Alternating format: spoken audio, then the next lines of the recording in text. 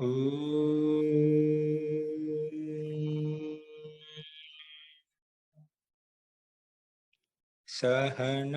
సహనావవతు సహనౌ భునక్తు సహ వీర్యం కరవావహై తేజస్వినావధీతమస్తు మా విద్విషావహై.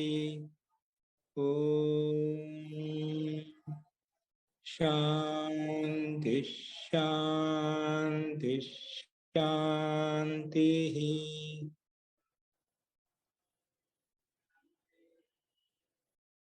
సర్వేభ్యో నమః.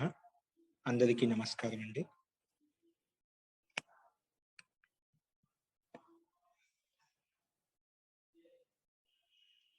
జీ, నిన్న జరిగిన పాఠంలో ఎవరికైనా సందేహాలు ఉన్నాయండి? ఎవరికైనా సందేహాలు ఉంటే చెప్పండి.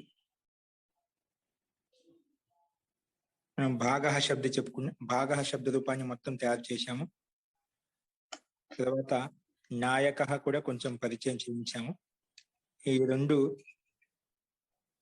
రూపసిద్ధులలో ఎవరికైనా సందేహం ఉంటే అడగండి.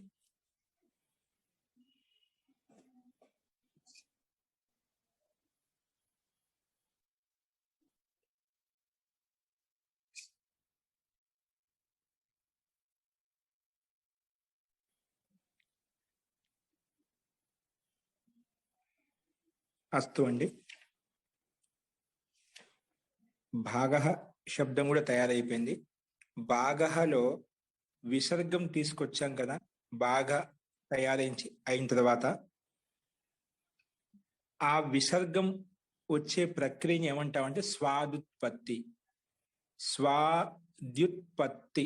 స్వాద్యుత్పత్తి అంటే సు ప్లస్ ఆది. సు ఆదికి ఉత్పత్తిని స్వాద్యుత్పత్తి అంటాం. అంటే సు ప్లస్ ఆదిలో ఇకో ఎనచి అనే సూత్రం చేత సంధి అయినప్పుడు స్వాద్యుత్పత్తి అవుతుంది. అంటే సులో ఉండే ఉకారానికి పక్కన అచ్చు ఉంది కాబట్టి దీనికి ఊకి స్థానం వా వస్తే స్వాది అయిపోయింది. స్వాద్యుత్పత్తి. స్వాది ఉత్పత్తి. ఆదిలో ఉండే శబ్దం ఈకి పక్కన ఉత్పత్తి శబ్దానికి మళ్ళీ ఇకో ఎనచి చేతనే సంధి చేసినప్పుడు ఈ స్థానం యా వస్తుంది కాబట్టి స్వాద్యుత్పత్తి అంటాం. అంటే సు ఆదికి ఉత్పత్తి. సు ఆది ఏంటి నేను చెప్పాను.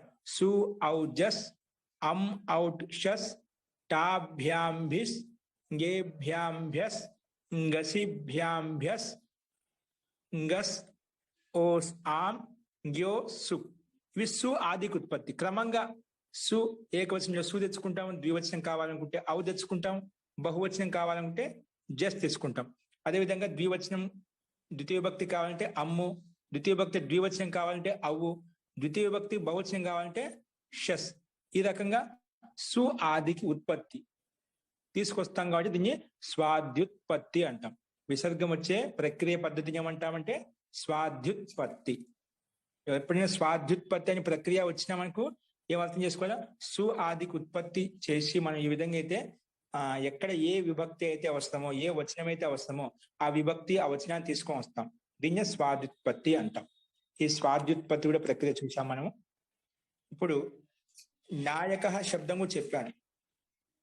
నాయకః. నాయకఃలో నీయు ప్రాపణ్య ధాతువు తీసుకున్నాము. నీయు ప్రాపణ్య ధాతు.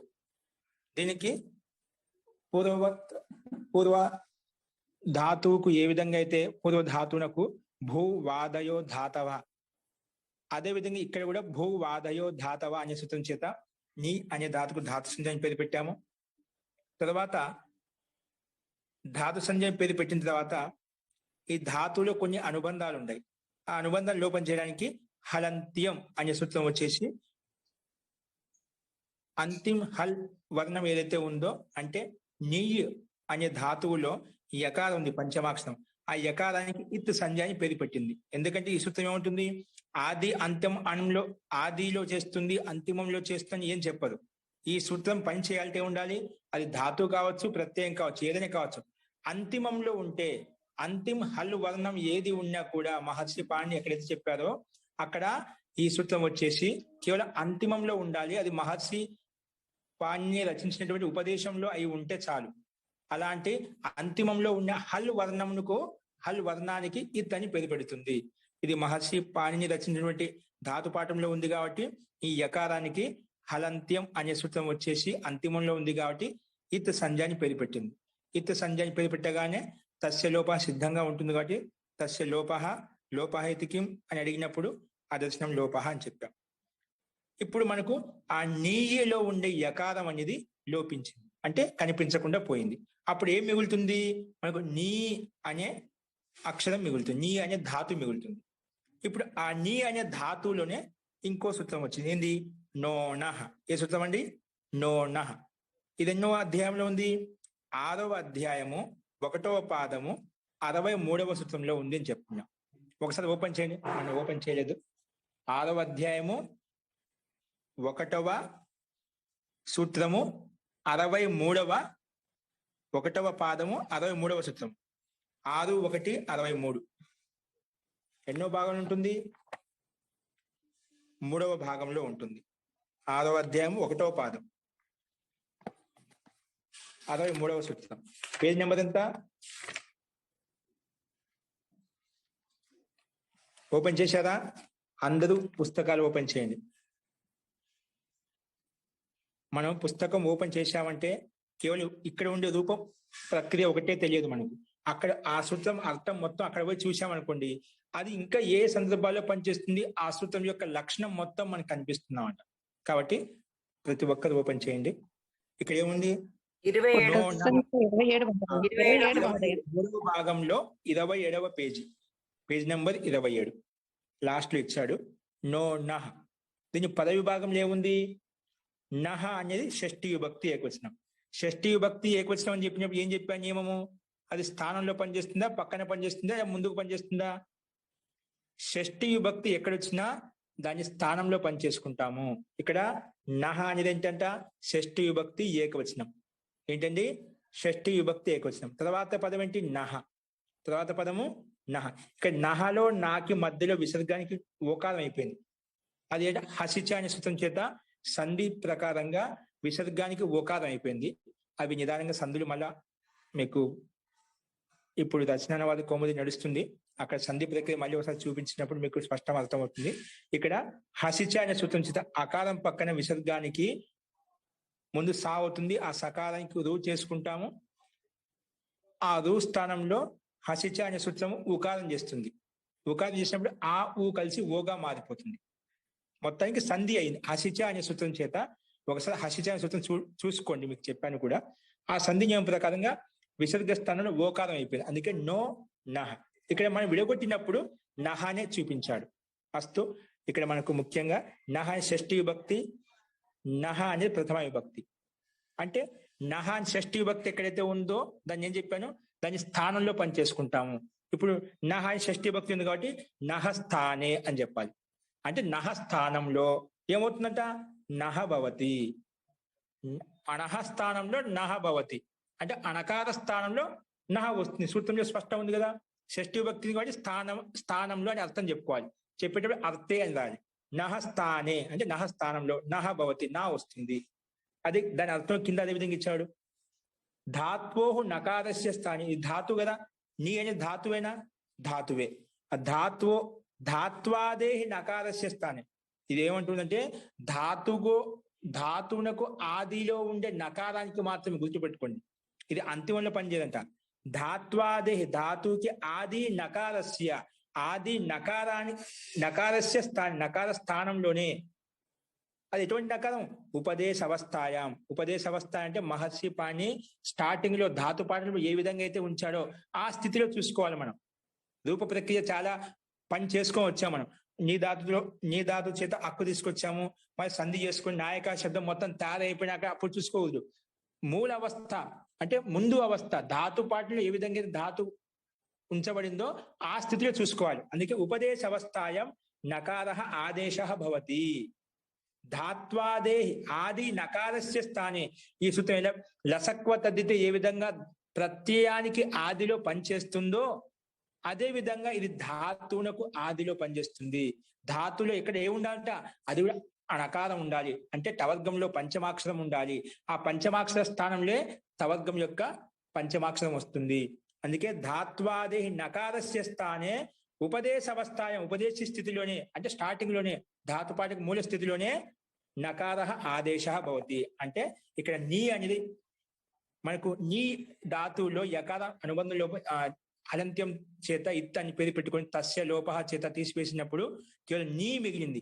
ఆ నీ అనే ధాతువులో మొట్టమొదటి అక్షరం నా, నాలో మళ్ళీ ఈకారం యాడ్ అయింది. అంటే రెండు వర్ణాలు ఉన్నాయి, నా హలంత వర్ణము పక్కన విడిస్తే ఈ, అంటే ముందు ఆది వర్ణం నకారమే కదా, ఆ నకార స్థానంలో ఈ సూత్రం చెప్పిన ప్రకారంగా సామాన్య నకారం వస్తుంది, నా అవుతుంది. అందుకే నీ అయిపోయింది. ఏమైపోయింది? నీ. అర్థమైంది కదా. నో నహ వచ్చేసి ధాత్వాదేహి నకారస్య స్థానం, ధాతుకే ఆది నకార స్థానంలోనే నకారం ఆదేశంగా వస్తుంది. అట్లా ఏ స్థానంలో ఉండే వర్ణాన్ని తీసివేసి దాని స్థానం ఇంకొక అక్షరం వస్తుందో దాని ఆదేశం అంటాము. ఇక్కడ అనకార స్థానంలో నకారం అనేది ఆదేశంగా వచ్చింది, దీన్ని ఆదేశం అంటాము. అస్తు. ఇప్పుడు ఆ నకార స్థానంలో నకారం వచ్చింది, ఈ ఎలాగుందో అలాగే ఉంది, దాన్ని ఏం చేయలేదు మనం. అందుకే నీ అయిపోయింది. దీర్ఘికారం ఎలా ఉందో అలాగే ఉంది. సామాన్య నకారం వచ్చింది నీ. ఇప్పుడు మళ్ళీ ధాతో ఇదం అధికార సూత్రం. ఎందుకంటే ధాతు వచ్చిందంటే ఖచ్చితంగా ప్రత్యయం తెచ్చుకోవాలి. అందుకే ప్రత్యయం తెచ్చుకోవాలి అంటే ధాతుకి ధాతు అధికారంలోకి వెళ్ళాలి. అందుకే ధాతు అధికారంలో ఉంది ధాతో ఇదం అధికార సూత్రం. ఇది మనం చూసాం. ధాతు అనేది అధికార సూత్రం. అస్మిన్ అధికారే, ఈ అధికారం ఏ సూత్రం ఉందంట? ధాతో అస్మిన్ అధికారి. ఆ ధాతు అనే అధికారంలో ధాతుకు అధికారం ఎంత నడుస్తుందని చెప్పాను. ధాతుకు అధికారం కేవలం 3వ అధ్యాయం లాస్ట్ వరకే నడుస్తుంది, 3వ అధ్యాయం సమాప్తి వరకే నడుస్తుంది. గుర్తుపెట్టుకోండి, ధాతు అధికారం 3వ అధ్యాయంకి లాస్ట్ వరకే. ఆ 3వ అధ్యాయం ధాతుకు అధికారంలో ఎక్కడ ఉంది అది సంఖ్య చెప్తున్నాడు. ధాతు అధికారంలో నుల్ త్రిచౌ అనే సూత్రం ఉందంట. నుల్ త్రిచౌ ఒకసారి ఓపెన్ చేయండి. 3 1 133. 3 1 133 ఏ భాగం ఉంటుంది? 3 1 అంటే 3 అధ్యాయాలకు 1వ భాగంలో ఉంటుంది కదా, అందుకే ఓపెన్ చేయండి. 3వ అధ్యాయము 1వ పాదము 133వ సూత్రము. పేజ్ నెంబర్ 339 అండి. పేజ్ నెంబర్ 339 అంటే 339. 339 ఓపెన్ చేయండి. ఏమంటుంది చూడండి, ఎంత స్పష్టంగా చెప్పిందో సూత్రము. నుల్ త్రిచౌ. ఇది ఏమంటుందంటే ధాతోహు ఏంటండి? ధాతోహు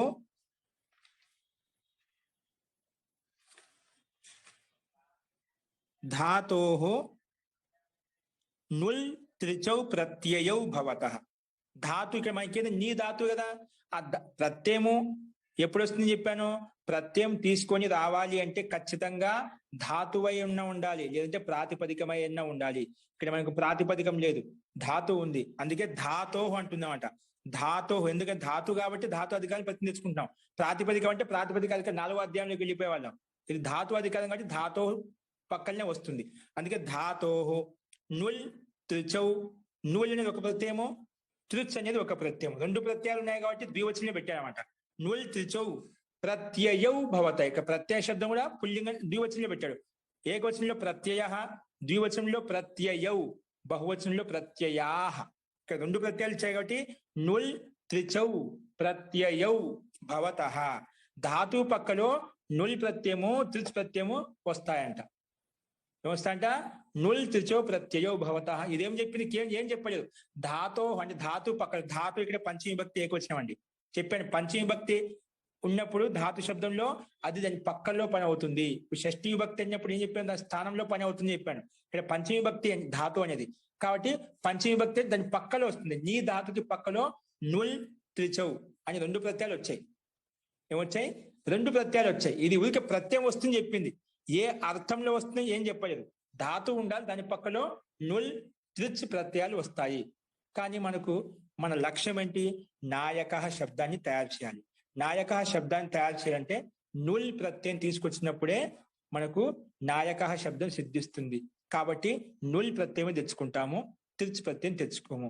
మీకు సందేహం రావచ్చు, ఇది మనకి ఎలా తెలుస్తుందంటే ప్రయోగాన్ని బట్టి అక్కడ ప్రారంభంలో ఆచార్య చెప్తాడు, దీంట్లో నూల్ అన్నప్పుడు ఖచ్చితంగా దానికి ఊ స్థానంలో అక్క వస్తుంది, అది ఆ ప్రత్యయానికి సంభవం కాబట్టి అది నూల్ ప్రత్యయం తెచ్చుకుంటాం. అది మీకు అభ్యాసం మీద ప్రాక్టీస్ మీద రూప ప్రక్రియ తెలిసినప్పుడు అర్థమవుతుంది. ఇక్కడ సందేహం ఉండదు, నూల్ ప్రత్యయం తెచ్చుకోవాలన్నా తిరుచి ప్రత్యయం తెచ్చుకోవాలన్నా. ఇక్కడ మనకు లక్షానుగుణంగా నాయక శబ్ద సిద్ధి కావాలి అంటే నుల్ ప్రత్యయం తెచ్చుకున్నాం. రెండు ప్రత్యయాల నుంచి కూడా ఒక నుల్ ప్రత్యయం వచ్చేసింది. మొత్తానికి ధాతో నుల్ త్రిచౌ ప్రత్యయౌ భవత, ధాతుకి పక్కలో నుల్ త్రిచ్ ప్రత్యయాలు వస్తాయి. అందుకే దాని పక్కలు తీసుకొచ్చాం. తర్వాత ఏమంటుంది, ఈ ప్రత్యయాలు తీసుకొచ్చి అసలు నుల్ ప్రత్యయ నుల్ త్రిచౌ భవత, నుల్ త్రిచులు వస్తాయి. అసలు నుల్ త్రిచ్ అని ఏంటివి? మనం పూర్వంలో చెప్పుకునే విధంగానే నుల్ త్రిచౌ అనేవి ధాతు అధికారంలో ఉన్నాయి కాబట్టి ఈ ప్రత్యయాలు అంటాము. అందుకే ప్రత్యయ. నుల్ త్రిచ్ అనేటువంటి ప్రత్యయాలు, అందుకే ప్రత్యయ అనే సూత్రం చేత నుల్ అనేదానికి త్రిచ్ అనేదానికి ప్రత్యయ సంజ్ఞ పెట్టబడింది, ప్రత్యయ సంజ్ఞ అని నామకరణం చేయబడింది.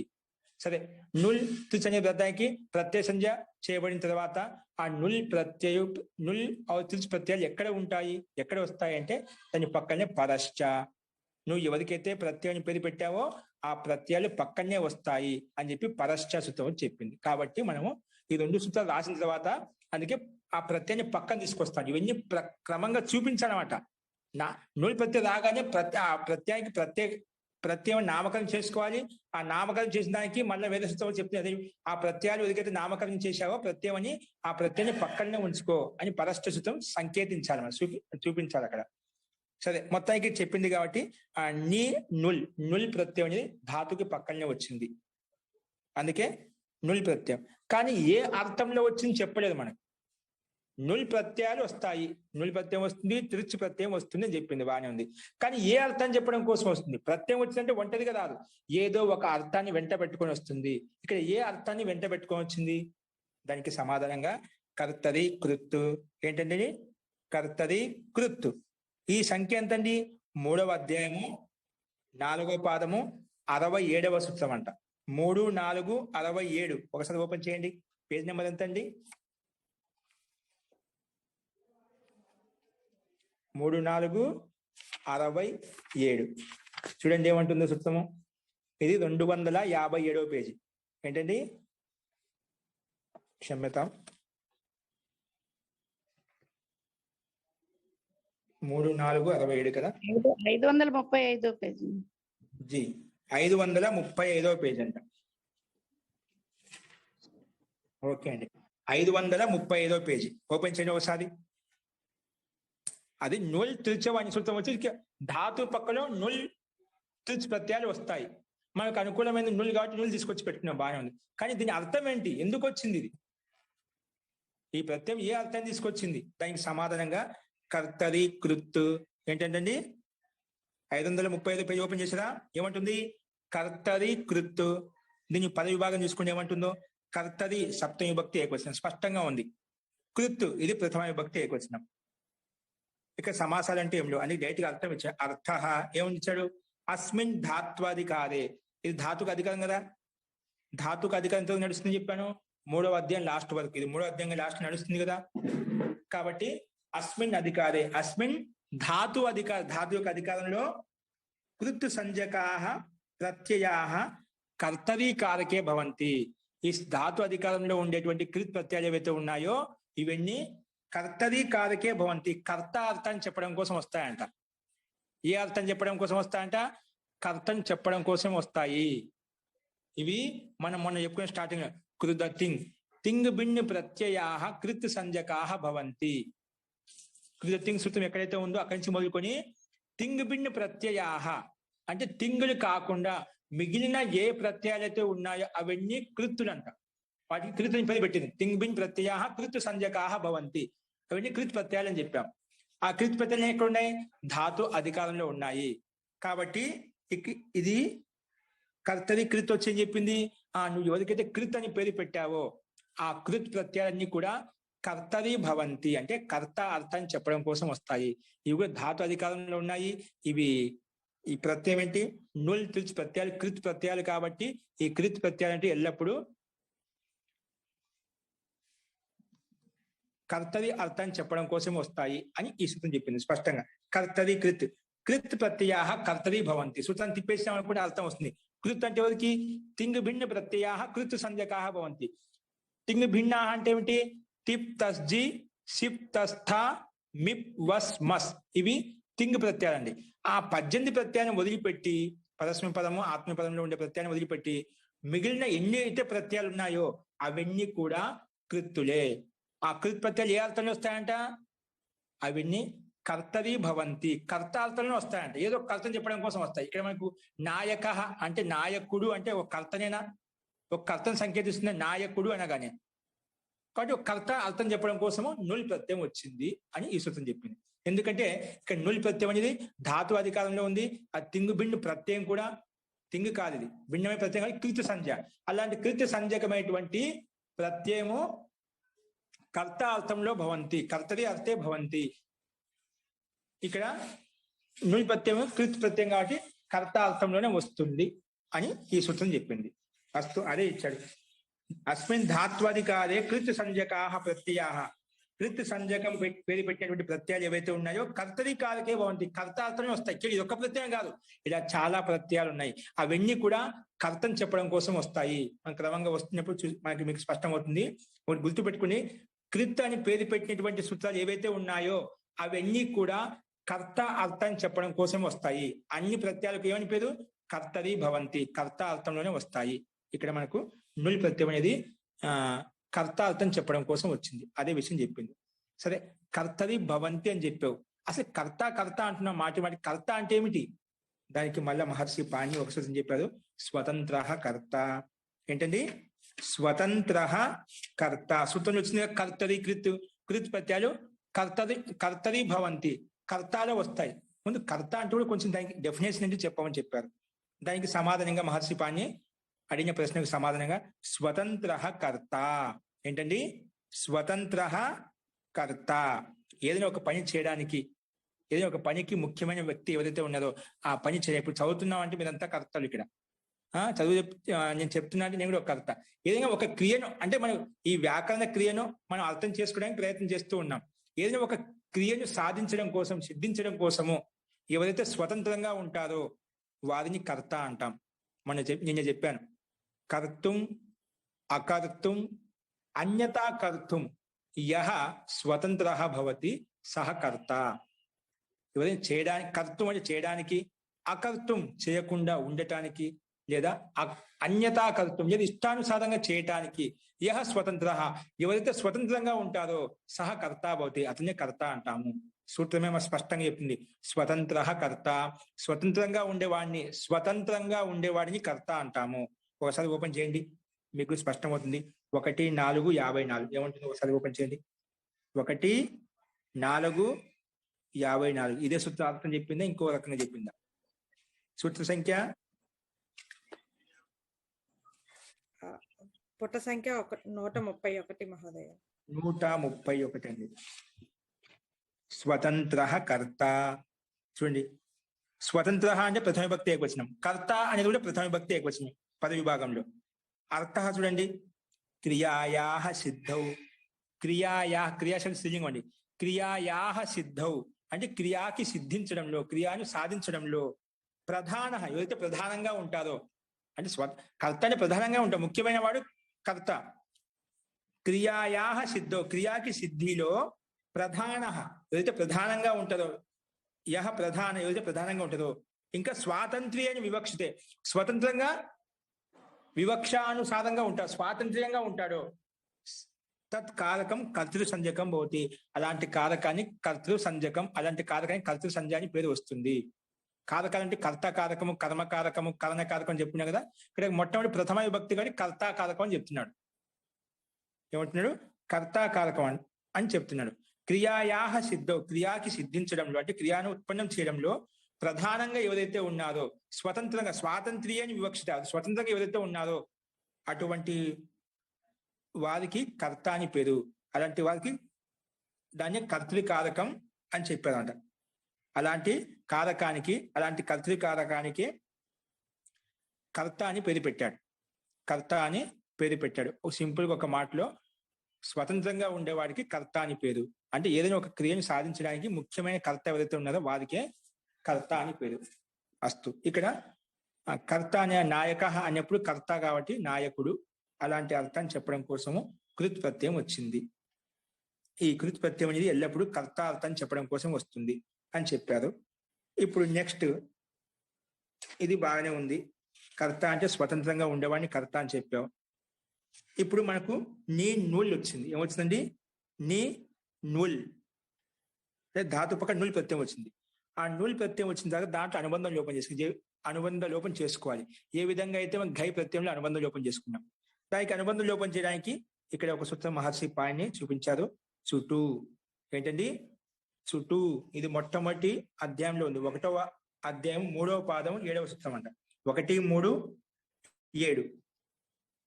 1, 3, 7 చూడండి. ఇది 70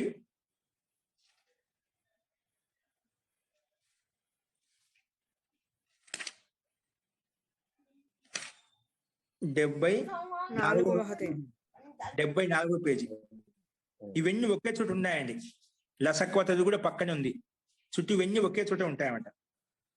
ఇవి ఎందుకంటే ప్రత్యయానికి ఆదిలో పనిచేసేటివి అన్నమాట. ఎక్కడ పనిచేసేవండి? నోనహ కూడా నోనహ అనే సూత్రము ధాతునకు ఆదిలో పనిచేస్తుంది. ఇవి ప్రత్యయానికి ఆదిలో పనిచేసేవి అంటే మొదట్లో పనిచేసేటువంటి సూత్రాలు.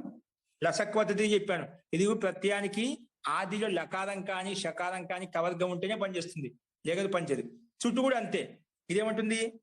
చుట్టూ అనేది ప్రథమ విభక్తి ద్వివచనం. చు అనేది చవర్గము, టూ అంటే టవర్గం. 2 ఉన్నాయి కాబట్టి ప్రథమ విభక్తి ద్వివచనం పెట్టాడు.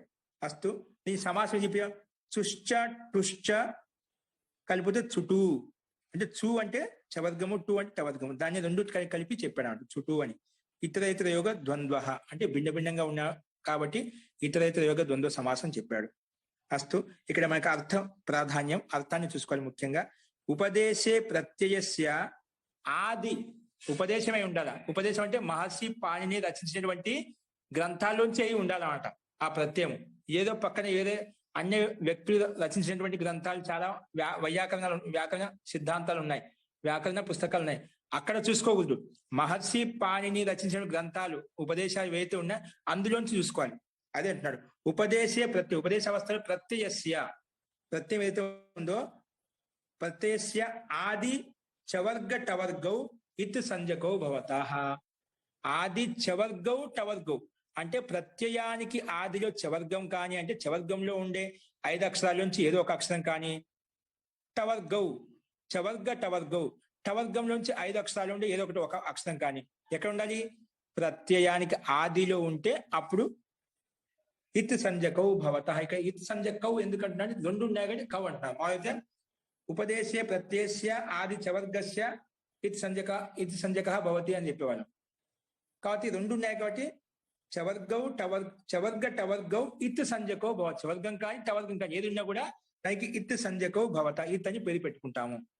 ముఖ్యంగా గుర్తుపెట్టుకోవాల్సిన అవసరం ఇక్కడ ముఖ్యమైన అంశం ఏంటంటే చుటూ అనే సూత్రము ప్రత్యయానికి ఆదిలో చవర్గం ఉన్న టవర్గం ఉన్న అంటే చవర్గంలో ఉండే 5 అక్షరాలు కానీ టవర్గంలో ఉండే 5 అక్షరాలు కానీ ఉంటేనా అప్పుడు దానికి ఇత్ అని పేరు పడుతుంది. ఇప్పుడు మనకు నుల్ ప్రత్యయం ఏంటంటే నీ నుల్. నుల్ అనేది ప్రత్యయం. ఆ ప్రత్యయానికి ఆది అక్షరం ఏంటి? మొట్టమొదటి నుల్. నుల్ నా కనిపిస్తుంది స్పష్టంగా. ఇది ఏ వర్గంలో ఉంది? టవర్గంలో ఉందా చవర్గంలో ఉందా? నుల్. నుల్ అనేది చవర్గంలో లేదు. నుల్ అనేది టవర్గంలో ఉంది. సరే మనకి ఏదైనా కావచ్చు, చవర్గం కావచ్చు టవర్గం కావచ్చు అని చెప్పాడు. చవర్గం లేదు కానీ టవర్గం ఉంది కదా. ట ఠ డ ఢ అణ నా ఉంది కదా మొట్టమొదటి అక్షరం. కాబట్టి ఆ నకార అక్షరానికి ఇత్ అని పేరు పెడుతుంది. అది చెప్పేది ఇక్కడ. ఉపదేశే ప్రత్యయ ఆది చవర్గౌ టవర్గౌ ఏదో ఒకటి ఉండాలి. ఇక్కడ టవర్గం ఉంది కాబట్టి దానికి ఇత్ అని పేరు పెట్టింది ఈ సూత్రం వచ్చేసి. సరే, ఈ సూత్రం వచ్చి పేరు పెట్టగానే ఇది కూడా ఆదిలో పనిచేస్తుంది. గుర్తు పెట్టుకోండి. ఇది మాటికి వస్తూ ఉంటుంది, అందుకే ఓపెన్ చేయించాను. చుట్టూ అంటే ఏమిటి? సింపుల్ గా ప్రత్యయానికి ఆదిలో పనిచేస్తుంది. ఆ ప్రత్యయానికి కూడా ఆదిలో ఉండాలి. చవర్గాక్షరాలు కానీ టవర్గాక్షరాలు కానీ ఉంటేనే ఆ 10 అక్షరాలకు మాత్రమే ఇత్ అని పేరు పెడుతుంది. ఈ చవర్గం టవర్గం కాకుండా వేరే వర్గం వచ్చినాక అక్కడ ఈ సూత్రం పనిచేయదు. అస్తు. ఇప్పుడు ఇది వచ్చి ఇత్ అని పేరు పెట్టింది. ఇత్ అని పేరు పెట్టగానే తస్య లోప రెడీగా సిద్ధంగా ఉంటుంది కాబట్టి తస్య లోప మరి లోప అంటే ఏమిటి అని చెప్పడం కోసం అదర్శనం లోప అని చెప్పి అది లోపం అవుతుంది. లోపం అంటే కనిపించకుండా పోతుంది. కాబట్టి ఇక్కడ మనకు కనిపించకుండా చేస్తే ఏమవుతుంది? నా ఎగిరిపోతే ఉల్ మిగిలింది. ఇప్పుడు ఏం మిగిలింది? ఉల్. ఆ ఉల్లో ఉండే మొత్తం ముందు దానికంటే ముందు హలంత్యం సుతం కూడా వస్తుంది అన్నమాట. ఏమొస్తుంది? హలంత్యం. హలంత్యానికి దానికి ఆది లేదు, అంతం లేదు. మొదట్లోని కాదు, అంతిమని కాదు, మధ్యలోని కాదు. ఎక్కడ పడితే ఊరిగా ఉపదేశమై ఉండాలి. మహర్షి పాణిని రచించిన గ్రంథమై ఉంటే చాలు. అంతిమంలో హల్ వర్ణం ఉంటే, హల్ వర్ణం అంటే హయ వర నుంచి మొదలుకొని లాస్ట్ లా వరకు. ఈ హల్ ప్రత్యాహారంలో ఉండే వర్ణాలు ఏవి ఇచ్చినా కూడా ఎక్కడ? అంతిమంలో. అది ప్రత్యయానికి కావచ్చు, ధాతుకు కావచ్చు. ఇక్కడ ప్రత్యయంలో చూసుకుంటున్నాం. పైనేమో ధాతులు చూసాము, ఇక్కడ ప్రత్యయంలో చూసుకుంటున్నాం. దీనికి నియమం లేదు. ఇది ప్రత్యయంలో పనిచేస్తుంది లేదా ధాతులో పనిచేస్తుంది. ఇది ప్రత్యయంలో పనిచేస్తుంది, ధాతులో పనిచేస్తుంది, ఇంకా ఉనాదిలో కూడా పనిచేస్తుంది, ఇంకా లింగాని శాస్త్రంలో కూడా పనిచేస్తుంది అవసరమైతే. ఇక్కడ మటుకు ఇక్కడ ప్రత్యయంలో పనిచేస్తుంది. నుల్. నుల్ అనేది ఒక ప్రత్యయం. దానికి అంతిమంలో ఉంది లా ఉంది. లా అనేది హయ వరట్లో హ యా వార లా మొదట్లో ఉంది లా వర్ణం. కాబట్టి హలంత్యం అనే సూత్రం వచ్చేసి ఇత్ అని పేరు పెట్టింది. అది సూత్రం ఓపెన్ చేసి చూసాము. అంత్యాత్ హల్ వర్ణం ఇత్ సంజకం భవతి. ఇక్కడ హలంత్యం అనే సూత్రం చేత ఇత్ అని పేరు పెట్టాం. ఇత్ అని పేరు పెట్టుకున్న తర్వాత తస్య లోప అదర్శనం లోప. ఇత్ అని పేరు పెట్టాక తస్య లోప సిద్ధంగా అది సూత్రం ఉండేది ఇందుకోసం అంట. ఎవరు ఇత్ సంధ్యని పేరు పెడతారా దానికి లోపం చేద్దామా? ఆ లోపం అంటే చెప్పడం కోసము అదర్శనం లోప. లోపం అంటే ఏం లేదా? కనిపించకుండా చేసేదాన్ని అక్కడ. అందుకే హలంత్యం అనే సూత్రం వచ్చేసి నుల్ అనే ప్రత్యయంలో లకారానికి ఇత్ అని పేరు పెట్టి లోపం చేసింది.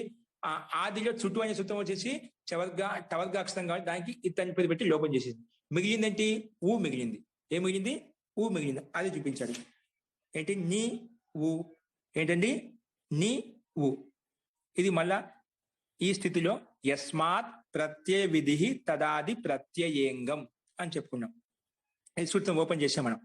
ఏ ధాతువు చేత అయితే ప్రత్యయం తెచ్చుకుంటామో అలాంటి ధాతువు పక్కన ఉన్నప్పుడు ముందున్న దానికి అంగం అని పేరు అని చెప్పాను. ఇక్కడ నీ ధాతువు చేత ఏ ప్రత్యయం తెచ్చుకున్నాము? నుల్ ప్రత్యయం తెచ్చుకున్నాం. ఏం తెచ్చుకున్నాము? నుల్ ప్రత్యయం తెచ్చుకున్నాం. ఆ నుల్ ప్రత్యయం తెచ్చుకున్నాం కాబట్టి ఆ నుల్ ప్రత్యయం పక్కన ఉంటే ముందున్న దానికి అంగం అని పేరు. యస్మాత్ ప్రత్యయ విధి. యస్మాత్ ధాతో ప్రత్యయ విధి. ఏ ధాతు యస్మాత్ ధాతు అంటే ఏ ధాతు చేత అయితే ప్రత్యయం విధించబడిందో తదాది ప్రత్యయే. అలాంటి ప్రత్యయం పక్కన ఉంటే తదాది ప్రత్యయే సప్తమి భక్తి ప్రత్యయే పరతః పూర్వస్య అంగ సంజ్ఞా భవతి. ముందున్న దానికి అంగం అని పేరు. కాబట్టి ఈ సూత్రం వచ్చేసి ఆ ప్రత్యయం నుల్ ప్రత్యయం పక్కన ఉంటేనా ముందున్న దానికి అంగం అని పేరు. అంటే నీకి అంగం అని పేరు పెట్టుకున్నాం. ఎందుకు పేరు పెట్టినాము? అంగాధికారంలోకి వెళ్ళి ప్రత్యయం తెచ్చుకోవాలి. ఏ విధంగా అయితే ధాతో అధికారంలోకి వెళ్ళి ప్రత్యయం తెచ్చుకున్నామో ఇక్కడ కూడా అంగాధికారంలోకి వెళ్ళి ప్రత్యయం తెచ్చుకోవాలి. అంగాధికారం ఎంతవరకు? అంగాధికారం 6వ అధ్యాయం సమాప్తి వరకు ఉంటుంది. అంగాధికారం ఎంతవరకు ఉంటుందండి? 6వ అధ్యాయం 7వ అధ్యాయం వరకు ఉంటుంది. ఎంతవరకు ఉంటుంది? 7వ అధ్యాయం వరకు అంగాధికారం నడుస్తుంది. అస్తు అంగాన్ని పేరు పెట్టుకున్నాం. అంగాన్ని పేరు పెట్టుకునే అంగస్య ఇదం అధికార సూత్రం. ఈ అధికారంలోకి వెళ్ళాలి. ఈ అస్మిన్ అధికారి ఈ అంగాధికారం ఏ సూత్రం ఉందంట? యువోర నాకౌ. ఏముందంటండి? యువోర నాకౌ. ఇక్కడ మనకు నుల్ ప్రత్యయం పక్కన ఉంటాయి. యస్మాత్ ధాతో ప్రత్యయ విహిత అని. ఏ ధాతువు చేత అయితే ప్రత్యయం విధించామో అలాంటి నుల్ ప్రత్యయం పక్కన ఉంటే, నుల్ ప్రత్యయం ఎక్కడ ఉంది? ఇక్కడ పక్కన నుల్ ప్రత్యయం లేదు కదా, కేవలం ఊ ఉంది. నుల్ ప్రత్యయం ఎక్కడ ఉంది? నుల్ ప్రత్యయమే. ఇది కూడా నుల్ ప్రత్యయం అని ఊహించాలి. ఊహించడం కాదు, అది వాస్తవంగా నుల్ ప్రత్యయమే. అంటే నుల్ ప్రత్యయానికి అనుబంధం లోపం చేస్తే అది మిగిలిందన్నమాట. అంటే నుల్ ప్రత్యయం పూర్తిగా నశించలేదు. కేవలం 2-3 దాంట్లో ఉండే ఒక అంశం మాత్రమే, ఆది అంశము అంతిమ అంశం మాత్రం లోపమైంది. ఊ అనేది అలాగే ఉంది. దీనికి ఏదో చెప్పాను, కుక్కకు తోక కట్ చేసినంత మాత్రం కుక్క కాకుండా పోదు కదా, అలాగే ఈ ప్రత్యయానికి అనుబంధం లోపం చేసినంత మాత్రాన అది ప్రత్యయం కాకుండా పోదు అని అనుకోము. ఇక్కడ అది ప్రత్యయం కిందనే భావిస్తాము. అస్తు ఇది కూడా ప్రత్యయమే. అందుకే నుల్ ప్రత్యయం పక్కన ఉంది కాబట్టి ముందుకి అంగ సంధ్య అని పేరు పెట్టుకున్నాము. అస్తు ఇక్కడ అంగ సంధ్య పేరు పెట్టుకున్న అంగస్య ఇదం అధికార సూత్రం. ఇది అధికార సూత్రంలోకి వెళ్ళి అధికారం ఏముంది? యువోర నాకౌ. ఏమంటండి? యువోర నాకౌ. ఇది ఓపెన్ చేయండి. 7:1:1 7వ అధ్యాయం అంట. అంటే 3వ భాగంలో ఉంటుంది. 7 1 1 ఇదేమంటుంది అంగాధికారంలో వచ్చింది సూత్రం. అంగాధికారంలో యువోర నాకౌ 7 1 1 301 పేజీ నెంబర్. 301వ పేజ్ అండి. సూత్రం ఎంత స్పష్టంగా ఉందో. అందుకే సూత్రాన్ని సూత్రార్థంలో చూసుకోవాలండి. మనకు దీని అర్థం బట్టి పట్టాల్సిన అవసరం లేదు. సూత్రాన్ని గమనించాలంటే అర్థం అక్కడే ఉంటుంది. గమనించండి. ఇప్పుడు ఒకసారి పద విభాగం చేద్దాం. యువోర నాకౌ దీన్ని విడగొట్టాడు. ఎట్లా విడగొట్టాడు? యువోహ్ అని ఒక పదం విడగొట్టాడు. అది ఏ విభక్తి అంట? షష్ఠి విభక్తి ఏకొచ్చింది. మీకు రూపాయలు వచ్చు. గురు శబ్దానికి ఏమంటాం? గురోహ అంటాం కదా. అట్లా యువు శబ్దానికి యువోహ అంటున్నాం. గురు శబ్దానికి ఏ విధంగా గురోహ అంటామో యువు అనే శబ్దానికి యువోహ అంటున్నాం. యువోహ ఏంటంటే షష్ఠి విభక్తి ఏకవచనం అంట. తర్వాత ఏం చెప్పాడు? అనాకౌ రెండో పదం ఏ విధంగా? అనాకౌ అనాకం అని విడగొట్టాడు. దీంట్లో అనా అక 2 ప్రత్యయాలు ఉన్నాయి. రెండు ప్రత్యయాలు ఉన్నాయి. అక్కడ 2 శబ్దాలు ఉన్నాయి. 2 ఉన్నాయి అంటే అనాకౌ అంటే ఇది ప్రథమ విభక్తి ద్వివచనం చెప్పాడు. ఏంటండి? యువోహం షష్ఠి విభక్తి ఏకవచనం, అనాకౌ ప్రథమ ద్వివచనం అంటే ప్రథమ విభక్తి ద్వివచనం. అనాకౌలో ఏ శబ్దాలు దాగి ఉన్నాయి? చూడు, సమాసంలో విడగొట్టాదని. అనాకం అనే పదాన్ని మనకు అర్థం కాలేదు కదా. ఆ పదాన్ని అర్థం కాలేదు కాబట్టి దాన్ని అర్థం చేసుకోవడం కోసం విడగొట్టాడు. అంటే ఎక్కడైతే ఏ పదం యొక్క 2 3 శబ్దాలు ఉంటాయో అది సమాసంలోకి తీసుకొచ్చి ఇంకా విడగొట్టి చూపిస్తాడు అన్నమాట మనకు. అందుకే ఇక్కడ ఏం విడగొట్టి చూపిస్తున్నాడు? అనాకౌలో ఏ శబ్దాలు ఉన్నాయంట? ముందు యువోహను విడగొట్టాడు. యుశ్చ ఉశ్చ కలిపితే యువు అయిపోయింది. ఏమైపోయిందండి? యుశ్చ ఉశ్చ కలిపితే యువు అయిపోయింది. దాన్నే తస్య యువోహు షష్ఠి విభక్తిలో, షష్ఠి విభక్తి కాబట్టి. అదేవిధంగా ఇది సమాహార ద్వంద్వ సమాసం. అంటే 2 యూకి సత్తా ఉంది, ఊకి సత్తా ఉంది. అందుకే సమాహార ద్వంద్వ సమాసం. ద్వంద్వ సమాసం 2 పదాలు ప్రధానంగా ఉంటాయి. అందుకే యూకి ప్రాధాన్యత ఉంది, ఊకి కూడా ప్రాధాన్యత ఉంది. అస్తు. నెక్స్ట్ ఏంటి? అనాకం అనే పదాన్ని విడగొట్టాడు. అనశ్చ అకశ్చ కలిపితే అనాకౌ. అనా అని ఒక పదం విడగొట్టాడు, అక అని ఒక పదం విడగొట్టాడు. కలిపినాక అనాకౌ అయిపోయింది. ఇది కూడా ఇతర ఇతర యొక్క ద్వంద్వ. ఈ భిన్న భిన్న ప్రత్యయాలు అనమాట. అనేది భిన్నమైంది, అక అనేది భిన్నమైనది. ఇక్కడ మొట్టమొదటి సూత్రంలో యు అనేది మొట్టమొదటి అక్షరం కదా. అందుకే అన అనేది మొట్టమొదటి అక్షరం పదం కలుపుకోవాలి. అదేవిధంగా ఊ రెండో అక్షరం ఉంది. రెండో దానికి అక అనేది రెండవది. అంటే క్రమంగా కలుపుకోవాలన్నమాట. ఇక్కడ అదే చెప్తున్నాడు. అనశ్చ అకశ్చ 2 ఉన్నాయి. ముందు కూడా యువోహులు 2 ఉన్నాయి. యువు అనేది 2 ఉన్నాయి. అన అకావి 2. యు అనేది 1వది, ఊ అనేది 2వది. ఇక్కడ కూడా అన 1వది, అక అనేది 2వది. క్రమంగా యు స్థానంలో అన, ఊ స్థానంలో అక క్రమంగా తీసుకోవాలి. ఇది మొదటి దానికి పక్కన మొదటి ప్రత్యయము, రెండో దానికి 2వది. క్రమంగా చూసుకోవాలి. అదే విషయాన్ని ఇక్కడ సూత్ర అర్థంలో చెప్పాడు. చూసుకోండి. అంగ సంబంధినో ఏంటంట? అంగ సంబంధినో యు ఊ ఇతి ఏతయో స్థానే యథాసంఖ్యం. ఇక్కడ యు అనేది క్రమంగా ఇచ్చాడు. యు ఊ ఇతి ఏతయో స్థానే చెప్పాం కదా. అంగ సంబంధినో యు ఊ ఇతి ఏతయో స్థానే యథాసంఖ్యం అంటే క్రమంగా. ఎక్కడ ఏదైతే వర్ణం ఉందో దానికి క్రమంగా తీసుకోవాలి. యథాసంఖ్యం అన అక ఇతి ఏతౌ ఆదేశో భవతః. ఇక్కడ మొట్టమొదటి యు కాబట్టి పక్కన దాని పక్కన అనేది మొదటిది కాబట్టి యు స్థానంలో అన వస్తుంది. రెండోది ఊ కాబట్టి ఆ 2వ స్థానంలో ఉండేది అక. అట్లా క్రమంగా యు స్థానం అన, ఊ స్థానంలో అక. ఇవి క్రమంగా తీసుకున్నాం కదా. కాబట్టి యథాసంఖ్యం ఆదేశో భవతః. ఇక్కడ మనకి ఏమొచ్చింది? యు లేదు కానీ ఊ ఉంది కదా. అంటే ఊ అనేది రెండవది కాబట్టి 2వ స్థానంలో 2వది అక వస్తుందన్నమాట. అక తీసుకున్నాం. కాబట్టి ఈ సూత్రం చేత ఊకార స్థానం నీ ఊ అనుబంధ లోపం చేయగా ఊ మిగిలిన కదా. ఆ ఉకార స్థానంలో అంగాధికారంలోకి వెళ్ళి యువోల నాకం అనే సూత్రం చేత ఊ స్థానంలో అక అనే ఆదేశంగా వచ్చింది. ఊ స్థానే అక ఆదేశ భవతి. ఇక్కడ అంగ సంబంధినో అంటే ఏమిటి? అంగ సంబంధినో ఇక్కడ ఏ ధాతు చేత అయితే ప్రత్యయం తీసుకొచ్చామో అలాంటి ప్రత్యయం పక్కన ఉంటే ముందున్న దానికి అంగం అని పేరు. ఆ ప్రత్యయం పక్కన లేకపోతే ముందున్న దానికి అంగం అని పేరు వచ్చేది కాదు. కాబట్టి అంగం అని పేరు పెట్టడంలో ఈ ప్రత్యయం కూడా నిమిత్తంగా ఉంటుంది. అందుకే అంగ సంబంధి అంటున్నాం. ఇక్కడ ఈ నుల్ను ఏమంటున్నాం? ఊ అనే ప్రత్యయాన్ని ఏమంటున్నాం? అంగ సంబంధి ప్రత్యయము. అంటే అంగాన్ని పేరు పెట్టడంలో నిమిత్తమైంది కాబట్టి అంగ సంబంధిలో యు ఊ స్థానే యుకార స్థానంలో అన వస్తుంది, ఊ స్థానంలో అక వస్తుంది. ఇక్కడ యు లేదు కాబట్టి అందుకే అన కూడా రాలేదు. ఊ ఉంది కాబట్టి ఊ స్థానంలో అక వచ్చింది. అస్తు. అందుకే నీ అక. ఇప్పుడు ఊ స్థానంలో ఉంది ఎందుకు పెట్టాం? ఇది మాటి మాటికి వస్తుంది క్రమంగా. యువోర నాకు సూత్రం స్పష్టం. యు ఊ ఈ రెండు క్రమంగా ఉన్నాయి.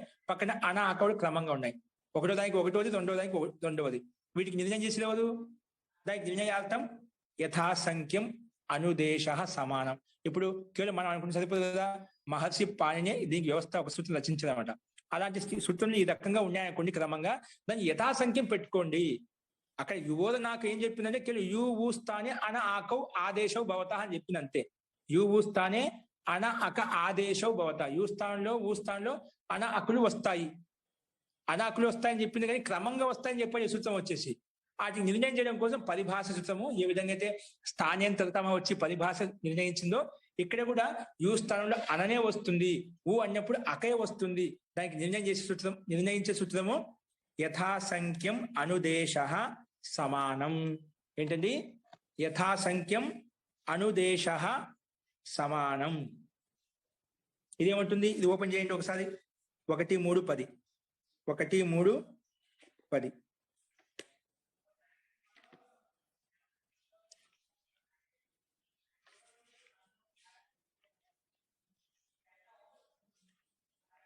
చూడండి, ఇది తస్య లోప. ఇవన్నీ మనకు వచ్చాడు, చుట్టూ వచ్చింది. లసక్ పద్ధతి ఉపయోగించాము, తస్య లోప కూడా ఉపయోగించాం. దాని కిందనే ఉంది యథాసంఖ్యం. ఇది ఏంటంటే యథాసంఖ్య అవ్యయపదం అంట పదవి విభాగంలో. అనుదేశ. ఇది పృష్ఠ సంఖ్య 75వ పేజ్ అండి. పృష్ఠ సంఖ్య 75. ఎన్నో భాగంలో ఉంటుంది? 1వ భాగంలో ఉంటుంది. 1వ అధ్యాయము 3వ పాదము 10వ సూత్రంలో ఉంది. ఓకేనా? పద విభాగం యథాసంఖ్యం అవ్యయపదము. అనుదేశ ప్రథమ విభక్తి ఏకవచనం. సమానం షష్ఠి సమానాం. సమానాం షష్ఠి విభక్తి బహువచనం అండి. యథాసంఖ్యం అనుదేశ సమానాం. సమానాం షష్ఠి విభక్తి బహువచనం. అస్తు. ఇక్కడ సంఖ్యాం అనతిక్రమ్య యథాసంఖ్యం. సంఖ్య అతిక్రమం చేయకుండా ఏదైతే ఉందో దాన్ని యథాసంఖ్యం అంటాం. ఇది అవ్యయభావ సమాసం. సరే, దీని అర్థం చూసుకుంటే ముఖ్యంగా మనకు అర్థ ప్రాధాన్యం ఇక్కడ మనకు సమానాం అంటే సమసంఖ్యానాం అనుదేశ. సమసంఖ్యానం అంటే సమానంగా ఉండే సంఖ్యలకు అనుదేశానం. అనుదేశం ఆదేశ అంటే ముందు చెప్పిన దానికి దాని స్థానంలో అనుదేశంగా రావడం. అంటే అను అంటే వెనక రావడం. అంటే ముందు ఏదైతే వర్ణం ఉందో ఆ వర్ణం తీసేసి దాని స్థానంలో ఇంకో వర్ణాన్ని అనుదేశించడం, దాన్ని ఆదేశ అని చెప్పాం. సమానాం అంటే సమసంఖ్యానాం. అనుదేశ. అనుదేశ అంటే అను అంటే పశ్చాత్ అని తర్వాత. అది ఎప్పుడు పక్కన దాన్ని విడిదిశాను. ఇంకా పశ్చాత్ కథనం, తర్వాత కథనం ఏం చెప్పినాం? యు స్థానంలో అనా వస్తుంది. ముందు యు అని చెప్పాం, యు స్థానం యు అని ఒక కథనం చేసాము. ఆ చెప్పిన తర్వాత మళ్ళా యు స్థానంలో అన ఆదేశ భవతి. ఇది పశ్చాత్ కథనమే కదా, తర్వాత చెప్పేటువంటి కథనమే కదా. ముందు యు అని చెప్పినాం, దాని స్థానంలో అనా వస్తుంది. అదేవిధంగా ఊ అని చెప్తున్నాం, ఊ స్థానంలో అకా వస్తుంది. కాబట్టి ఇది పశ్చాత్ కథనం అనమాట. యు స్థానే సమసంఖ్యానం అనుదేశ. అనుదేశ అంటే పశ్చాత్ కథనం, తర్వాత వచ్చేటువంటి కథనం, చెప్పేటువంటి కథనం. అవి యథాసంఖ్యం అంటే సంఖ్యాక్రమేణ భవంతి. సంఖ్యాక్రమం, ఇది ఒకటోది, ఇది ఒకటోది, ఇది రెండవది, ఇది రెండవది. ఆ రకంగా సంఖ్యాక్రమేణ భవంతి. ఇదంతా మనకు సూత్రంలో స్పష్టం ఉంది. యథాసంఖ్యం అనుదేశ సమానం. సమానంగా ఉండే వాటికి యథాసంఖ్యం ఆదేశ భవంతి.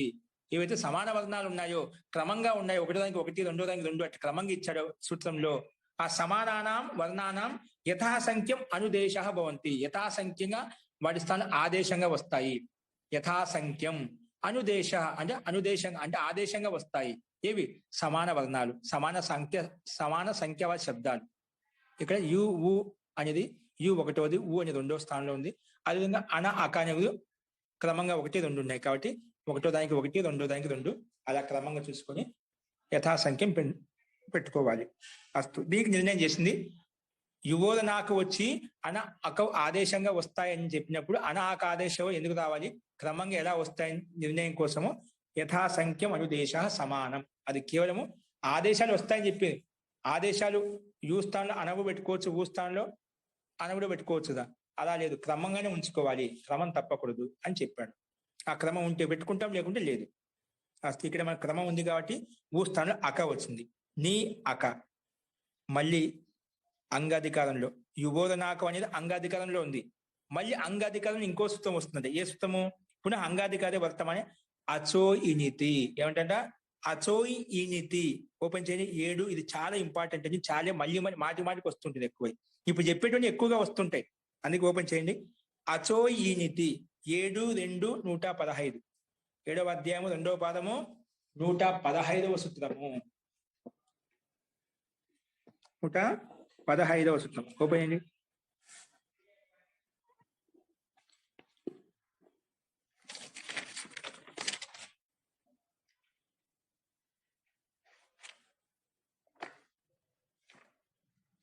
పేజ్ నెంబర్ ఎంత అండి? ఓపెన్ అవుతున్నాయి అందరికి? పుస్తకాలు అందరి దగ్గర చూస్తున్నారా? 384 మహోదయ. 380. మూడో పుస్తకం 300 ద్వితీయ భాగం అండి. తృతీయ భాగం 384. ఇది మనం ఓపెన్ చేసి అతోపదాయ ఓపెన్ చేసామండి. అప్పుడు ఓపెన్ చేసినప్పుడు ఇక్కడ దాని పక్కనే ఉంది. వృద్ధి చేసే సూత్రాలన్నీ ఒక చోట ఉంటాయి, గుర్తుపెట్టి. వృద్ధి చేసే సూత్రాలన్నీ దాదాపుగా ఒక చోట ఉంటాయి. అస్తు. ఇక్కడ ఏముంటుందండి? 384 మహోదయ. 384 వృద్ధి ప్రకరణం అని చెప్పండి. ఇక్కడి నుంచి వృద్ధి చేయాలన్నప్పుడు ఎప్పుడు వచ్చినా ఈ ప్రకరణంలోకి వచ్చి వృద్ధి చేసుకుంటామండి. వృద్ధి చేసే సూత్రాలు ఇక్కడే ఉన్నాయి. వృద్ధి అచోయితి అతోపదాయ తదితే స్వచామాదేహి కితిచ. ఈ 5 సూత్రాలు ఉన్నాయి. వృద్ధి చేయడానికి మనకు కేవలం 5 సూత్రాలు ఉన్నాయి. అవి ఇక్కడ ఇచ్చాను ఆ ప్రకరణంలో. దాంట్లో అతోపదాయ ప్రయోగించాము. రెండవది అచోయితి ఇప్పుడు వచ్చిందన్నమాట. దాని పక్కన ఉంది కదా, అత ఉపదాయ అంగస్య ఉపదాయ అకారస్య స్థాని వృద్ధి భవతి అని చెప్పి మనం బాగా సిద్ధిలో చూసాం. ఇప్పుడు మళ్ళీ ఇంకోటి వచ్చింది అచో ఈనితి. ఇదేమంటుంది? అది ఉపదాలో పనిచేస్తుంది. అత ఉపదాయ అనేది ఉపదాలో ఉండే అకారానికి మాత్రం వృద్ధి చేస్తుందంట. ఇదేమంటుంది?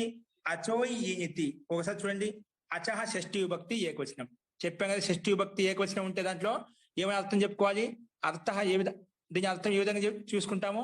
స్థానే. అంటే ఇక్కడ అచహాన్ని విడగొట్టారు కదా షష్ఠి భక్తి ఏకవచనంలో. అప్పుడు ఏమనాలి? అచహ స్థానే. ఏమనాలి? అచహ స్థానే. ఇతి నితి. ఇదే విభక్తి సప్తమి విభక్తి. ఇతి ఇనితి. ఇనితి అంటే ఏమిటి? అచహ షష్ఠి విభక్తి ఏకవచనము, ఇనితి అనేది సప్తమి విభక్తి ఏకవచనం. సప్తమి విభక్తి ఏకవచనం అంటే ఏం చెప్పాను? సప్తమి విభక్తి ఏకవచనం ఎక్కడైతే ఉందో అది పక్కన ఉంటే, ఆ శబ్ద ఇతి నితి ప్రత్యయాలు పక్కన ఉంటే ముందు పని జరుగుతుంది. ఏమవుతుందా? ముందు పని జరుగుతుంది అన్నమాట. అందుకే ఇక్కడ అచ షష్ఠి స్థానంలో ఇతి నితి ప్రత్యయాలు పక్కన ఉంటే వృద్ధి భవతి. వృద్ధి ప్రకారం కదా, వృద్ధి భవతి. ఇక్కడ సమాసం చూడండి ఒకసారి. దీన్ని ఇనితి ఎలా విడగొట్టాడు? యశ్చ నశ్చ కలిపితే ఎనవు అంటే యకారానికి ఇత్తై ఉండాలి, లేదంటే నకారానికి ఇత్తై ఉండాలి. అంటే యకారానికి ఇత్ సంధ్య అని పేరు పెట్టి లోపం చేసి ఉండాలి, లేదా నకారానికి ఇత్ అని పేరు పెట్టి లోపం చేసి ఉండాలి. ఏదో ఒక సూత్రం, హలంత్యం కావచ్చు, చుట్టూ కావచ్చు, లసక్కవ తద్దితే కావచ్చు, ఏదైనా కావచ్చు. ఇత్తు సంధి చేసి ఉండాలి. ఏ వర్ణాలకి? యకారానికి కానీ నకారానికి కానీ. ఆ వర్ణాలు ఇత్తు సంధి చేసినటువంటి వర్ణాలు పక్కన ఉంటేనే అప్పుడు ముందు అచ్చు స్థానంలో వృద్ధి వస్తుందన్నమాట. ముందుండే అచ్చు స్థానం అంటే అవి పక్కన ఉన్నాయంటే ముందు పని జరుగుతుంది కదా అచ్చు స్థానంలో, అదనమాట. అందుకే పక్కన ఉంటే ముందుకు పని జరగడం. ఇట్లా అచ్చు స్థానంలో వృద్ధి అవుతుంది. ఏం చెప్పింది సూత్రము? ఇప్పుడు అర్థం చూసుకోండి స్పష్టంగా. అచో ఇనితి అనే దానికి అర్థ అజంతస్య అంగస్య వృద్ధి భవతి. ముందు ఇది ఏమంటుంది? అజంత. అచ్ అంటే ఏమిటండి? ముందు సూత్రంలో అచహ శబ్దం వచ్చింది కదా. అచ్ అంటే ఏమిటి? అచ్ అంటే అచ్ ప్రత్యాహారం. మనం మొదట్లో చెప్పినాం కదా. అచ్ అంటే ఏమిటి? అచ్ ప్రత్యాహారం. అచ్ ప్రత్యాహారం ఎన్ని వర్ణాలు వస్తాయి? ఆ నుండి ఆ ఈ ఉన్ సూత్రం నుండి మొదలుకొని చా వరకు. ఎక్కడి నుంచి? I ouch. ఐ ఔచ్ చా ఉంది అంతవరకు. ఆ ఈ ఉన్ రు లుక్ ఏ ఓంగ్ ఐ ఔచ్. ఈ 4 సూత్రాలు వస్తాయి. ఆ ఈ ఉన్ రు లుక్ ఏ ఓంగ్ ఐ ఔచ్. ఈ 4 సూత్రాలు వస్తాయి. ఆ ఈ ఉ రు లు ఏ ఓ ఐ ఔ అంటే మొత్తం స్వరాలు మొత్తం వచ్చాయి. ఇన్ని వర్ణాలు. అలాంటి ఈ వర్ణాల నుంచి ఏ ఒక్క వర్ణం అంతిమంలో ఉండే అజంతస్య అని చెప్పాడు. ఏమన్నాడు? అజంతస్య. మొట్టమొదటి సూత్రార్థం చెప్పాడు. అజంతస్య అంగస్య అంటే ఈ అచ్చు వర్ణాలు మనం చెప్పి అచ్చు ప్రత్యయం ఏ వర్ణాలు అయితే వచ్చాయో ఆ వర్ణాల్లోంచి ఏదో ఒక వర్ణం, అలాంటి వర్ణం ఉంటే అది ఎక్కడ? అజంత. అలాంటి అచ్చు వర్ణం అంతిమంలో ఉండాలి. అజంతస్య అంగస్య. ఇక్కడ ఏమంటున్నాడు, అచ్చు ప్రత్యయం ఉంది కానీ కూడా అదే ఉండాలి, అంగం అని పేరు పెట్టుకొని ఉండాలంట. ఏం పేరు పెట్టుకోవాలి? అంగం అని. మనం పెట్టుకొని వచ్చాం కదా, యస్మాత్ ప్రత్యయ విధి తదాది ప్రత్యయంగం. అంగం ఎందుకు పేరు? నీకి అంగం అని పేరు పెట్టుకున్నాం. ఏదానికండి? నీ అనేదానికి. నీ అనేదానికి ముందే పేరు పెట్టుకున్నాం. అంటే అక అనేది తర్వాత ఉంటే ఆ ముందున్న దానికి అంగం అని పేరు, అంటే నీకి అంగం అని పేరు. ఆ అంగంలో అచ్చు ఉండాలంట. ఇక నీ అనేది ధాతు పక్కన ప్రత్యయం. ఆ ప్రత్యయం పక్క ఉంటే నీ అనే ధాతువుకే అంగం అని పేరు వచ్చింది. ధాతువుకే ఇంకొక పేరు అంగం అని పేరు పెట్టుకున్నాం. ధాతుని ఒక పేరే కానీ దానికి ఇంకొక పేరు పెట్టుకున్నాము, అంగము అని పేరు పెట్టుకున్నాం. అలా ఇప్పుడు అంగం అన్నప్పుడు ఆ అంగంలో చూసుకోవాలి. అంగం అంటే నీ. ఆ అంగానికి ఆ అంగంలో ఉండే అచ్చు ఉండాలంట.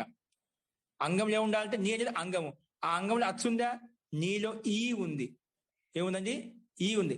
ఆ అంగంలో అచ్చే ఉండాలి. అచ్చు అంటే ఆ ఈ అచ్చు ప్రత్యయం ఉండే వర్ణాల నుంచి ఒక వర్ణం ఉండాలి.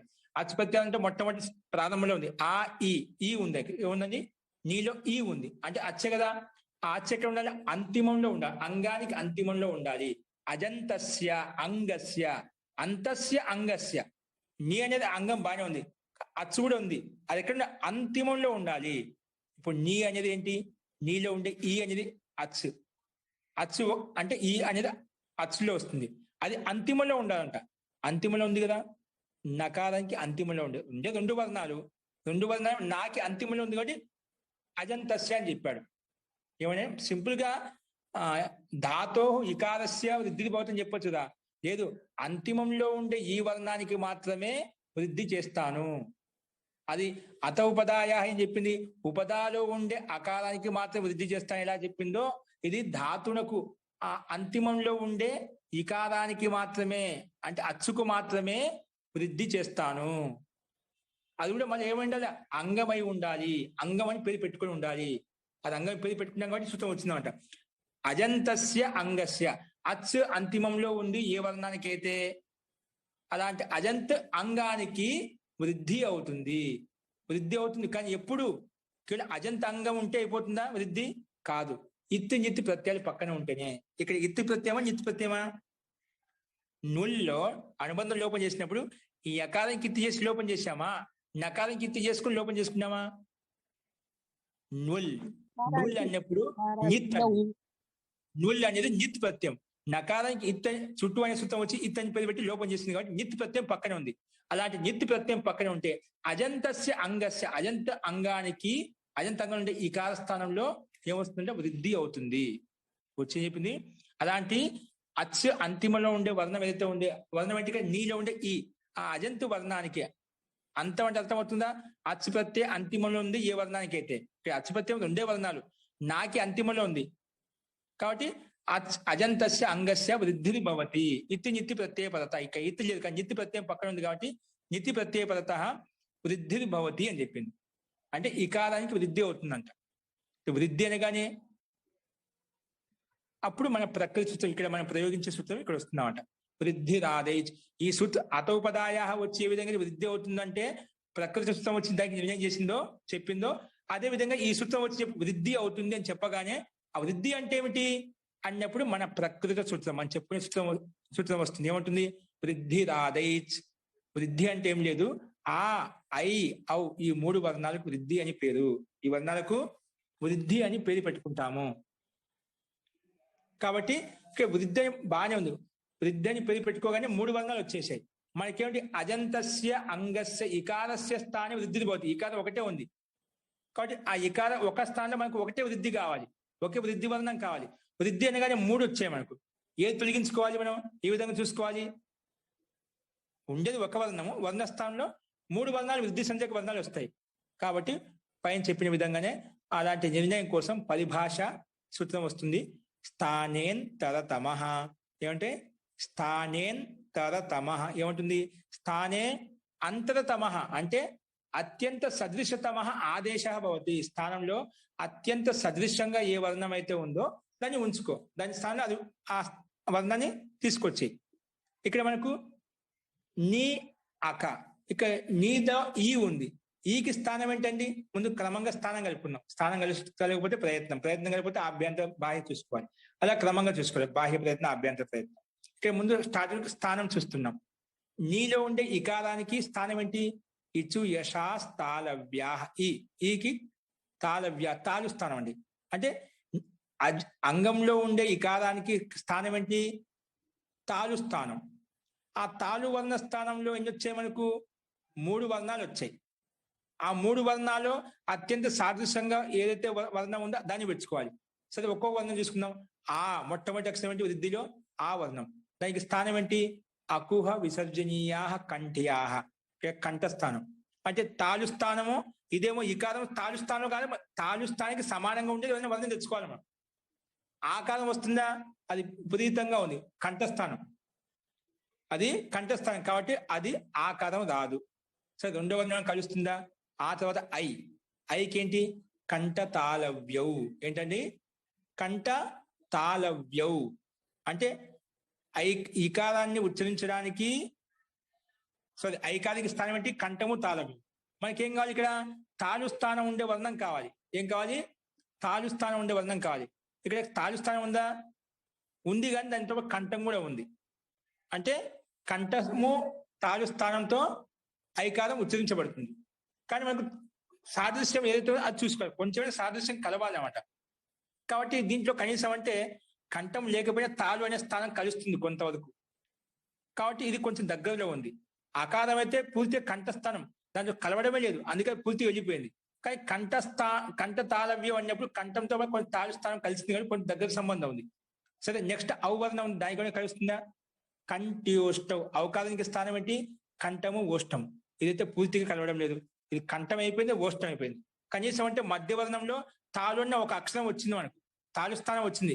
కాబట్టి ఆ రెండిట్ల కన్నా అంటే ఆకారము ఔకారానికన్నా ఈ ఐకారానికి కంఠంతో పాటు కొంచెం తాలు స్థానం కూడా ఉంది, కాబట్టి కొంచెం దగ్గర సంబంధం ఉంది. కాబట్టి ఐకారాన్ని తీసుకుంటాము. కొంచెం సాదృశ్యం ఉంది కదా, ఇది కూడా తాలు స్థానమే, ఇది కూడా తాలు స్థానమే.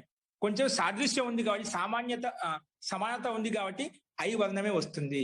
కాబట్టి నీలో ఉండే అంగంలో ఉండే ఇకార స్థానంలో వస్తుంది, ఐ వస్తుంది. ఇకార స్థానంలో ఐ వస్తుంది. అప్పుడు వృద్ధి ఏమవుతుంది? ఐ అయిపోయింది. నై ప్లస్ అక అయిపోతుంది. ఏమవుతుందండి? నై ప్లస్ అక. ఈ స్థానం వృద్ధి ఏమొచ్చింది? ఇకార స్థానంలో ఐ వచ్చింది. అంటే 3 వర్ణాల నుంచి 2 వర్ణాలు స్థానం కలవలేదు కాబట్టి వెళ్ళిపోయాయి. ఐకారమే కలుస్తుంది కాబట్టి సాదృశ్యతం సమానత ఐ వర్ణం వచ్చింది. అందుకే నై ఈ స్థానంలో నై అయిపోయింది. నై ప్లస్ అక. ఏంటండి? నై ప్లస్ అక. ఇక్కడ నిర్ణయం కోసము స్థానీయం తృతమ వచ్చేసి మనం నిర్ణయం చేసిందన్నమాట. ఏదైతే అత్యంత సాదృశ్యంగా ఉందో ఆ వర్ణం ఉంచుకో. సరే, అందుకే నై ప్లస్ అక వచ్చింది. ఇప్పుడు కలపాలి అనమాట. నై ప్లస్ అక తర్వాత పరిస్థితి ఏముంటుంది? ఏ విధంగా దాన్ని మనకు లక్ష్యం అంటే నాయక సాధించాలి, రూపసిద్ధి తయారు చేయాలి. ఇప్పుడు ఇంకా దాన్ని ప్రక్రియించాలి. నాయక కావాలి, దాంట్లో ఇంకా పదాలను కలపాలి, సంయుక్తం చేయాలి. చేయడానికి ఏమొచ్చింది మనకు? పరహ సన్నికర్ష సంహిత. ఇది ఓపెన్ చేయించాలా? ఇది కూడా అవసరం మనకు. పరహ సన్నికర్ష సంహిత. ఇదేమంటుంది? 1:4:108. 1:4:108. 152 పేజ్ అండి. జీ 152 అండి. చూడండి, ఇది 1వ అధ్యాయం 4వ పదంలో లాస్ట్ లో ఉంది. 1:4:108. పరహ సన్నికర్ష సంహిత. పరహ 1:1 అంటే ప్రథమ విభక్తి ఏకవచనం. సన్నికర్ష ప్రథమ విభక్తి ఏకవచనం. సంహిత ఇది కూడా ప్రథమ విభక్తి ఏకవచనం. ఇదేమంటుంది? దీని అర్థం చూసుకోండి. అర్థం ముఖ్యం మనకు. పరహ శబ్దం, సూత్రంలో పరహ శబ్దం ఉంది. పరహ శబ్దం ఉంది, దానికి అర్థం చెప్తున్నాడు.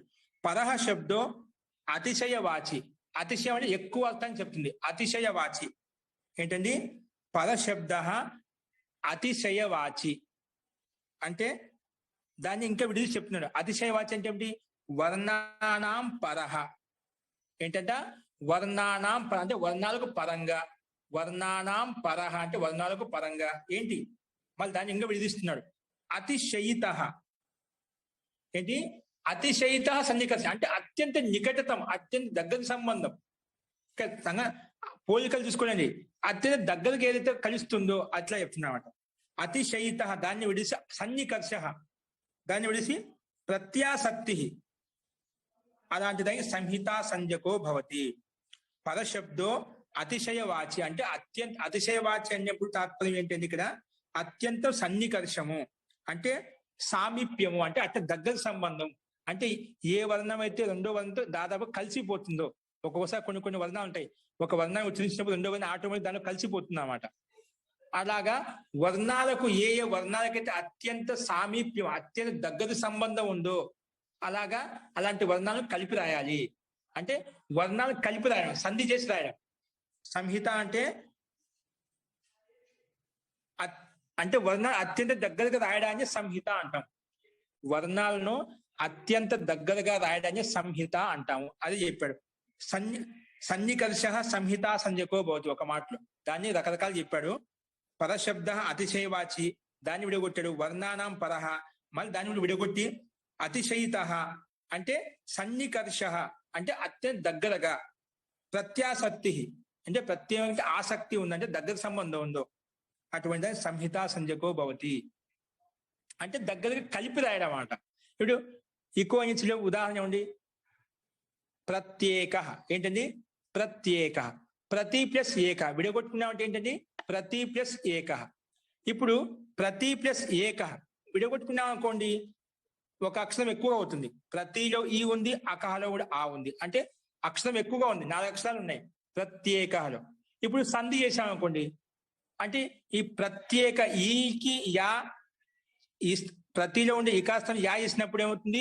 ఒక అర్ధమాత తగ్గిపోతుందంట. ప్రత్యేక అత్యంత దగ్గర కలిపి రాసామంట. ఏ రాసాము? ఈ రెండు వాళ్ళను కలిపి రాయడం అంట. దీన్ని సంహిత అంటాం. అలా కలిపి రాసేదాన్ని సంహిత అంటాం. వర్ణాలను అత్యంత సామీప్యంగా కలిపి రాయడాన్నే సంహిత అంటాం. సింపుల్ ఏంటి?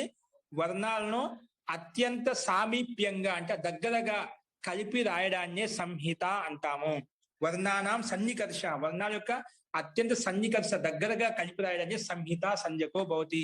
దానికి సంహిత అని పేరు పెట్టాడు మహర్షి పాణిని. పరహ సన్నికర్ష. పరహ అంటే వర్ణాల యొక్క అత్యంత నికటతం దగ్గర సంబంధం ఏవైతే కలిసిపోతాయో కలిపి రాయగలుగుతామో అటువంటి వర్ణాలకు అటువంటి స్థితిని అటువంటి సందర్భాన్ని సంహిత సంజ్ఞకో భవతి. అలాంటి వారికి సంహిత అని పేరు పెట్టుకుంటాము.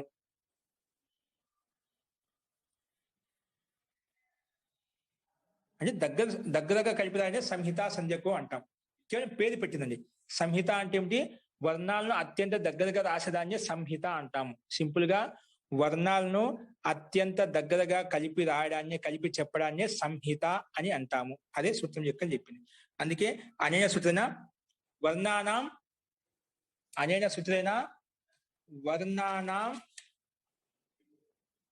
అత్యంతం సామీప్యం. వర్ణాలకు అత్యంత సామీప్యం అత్యంత దగ్గరగా ఏవైతే వర్ణాన్ని కలిపి చెప్తామో దాన్ని సంహిత సంజ్ఞకో భవతి. సంహిత అని పేరు పెట్టాడు. ఏం పేరు పెట్టాడు? సంహిత. సరే, సంహిత అని పేరు పెట్టిన తర్వాత ఎందుకు పెట్టాడు సంహిత అనేది? సంహితాయాం దాని కింద ఒక సూత్రం ఉంది. ఏంటండి? సంహితాయాం అనేది అధికార సూత్రం. ఏ విధంగా అయితే ధాతో ఇది అధికార సూత్రమో, అంగస్య ఇది ఏ విధంగా అయితే అధికార సూత్రమో, పదస్య ఇది ఏ విధంగా అధికార సూత్రమో, అదే విధంగా ఇది కూడా సంహితాయం అనేది అధికార సూత్రం. సంహితాయం అనేది ఈ సంహితాయం యొక్క సూత్రంలో అధికారంలో కొన్ని సూత్రాలు ఉన్నాయి. అవి ఎన్ని సంధి సూత్రాలు అండి. సంహితాధికారం ఏ సూత్రాలు ఉన్నాయి? సంధి సూత్రాలు ఉన్నాయి. అంటే కలిపి రాసేటువంటి అంటే వర్ణాలు అత్యంత దగ్గరగా కలిపి రాసే సూత్రాలన్నీ సంహితాకి అధికారంలో ఉన్నాయి. అంటే సంధి సూత్రాలు మొత్తం కూడా ఏ అధికారంలో ఉన్నాయి? సంహితాకి అధికారంలో ఉన్నాయి. సంహిత అనగా నేను చెప్పాను, వర్ణాలను అత్యంత దగ్గరగా కలిపి రాయడమే. ప్రతి ప్లస్ ఏక అని దాన్ని దగ్గరగా ఏ విధంగా కలిపి రాసామా? ప్రత్యేక ఒక అర్ధమా తగ్గించి కలిపి రాసామా? అలాగా వర్ణాలను అత్యంత దగ్గరగా కలిపి రాయడాన్ని సంహిత అంటాము. అలాంటి కలిపి రాసే సూత్రాలు ఏ అధికారంలో ఉన్నాయంటే సంహితాయాం అనే సూత్రం యొక్క అధికారంలో ఉన్నాయి. అందుకే పక్కన ఇచ్చాడు సంహితాయాం. ఏంటండి? సంహితాయాం. పరహ సన్నికర్ష సంహిత అనేది వర్ణాలకు అత్యంత దగ్గర కలిపి రాసే సంహిత అని చెప్పి సంహిత అని పేరు పెట్టేసింది. పేరు పెట్టగానే సంహితాయాం. సంహిత అంటే ఏమిటి? సంహితాయాం ఇదం అధికార సూత్రం. ఇదేంటి? అధికార సూత్రం అంట. అస్మిన్ అధికారే, ఈ అధికారంలో ఏమున్నాయంటే సంధి సూత్రాలు ఏ చోయ వాయావహ. ఈ సంహితాయం అధికారంలో సంధి సూత్రం ఎక్కడ ఉంది? సంహితాకి అధికారంలో ఉంది. ఏ సూత్రము? మనం చాలా సార్లు చెప్పుకున్నాం. ఏ చోయ వాయావహ, ఏ చోయ వాయావహ. ఇదేమంటుంది? ఒకసారి ఓపెన్ చేయండి. ఏ చోయ వాయావహ. సంఖ్య ఎంత? 6-1-75. 6-1-75. చూడండి, 6-1-75 మూడో భాగంలో సంధి సూత్రాన్ని ఈ సంహితాకి అధికారంలో ఉంటాయి అన్నమాట. 6-1-75.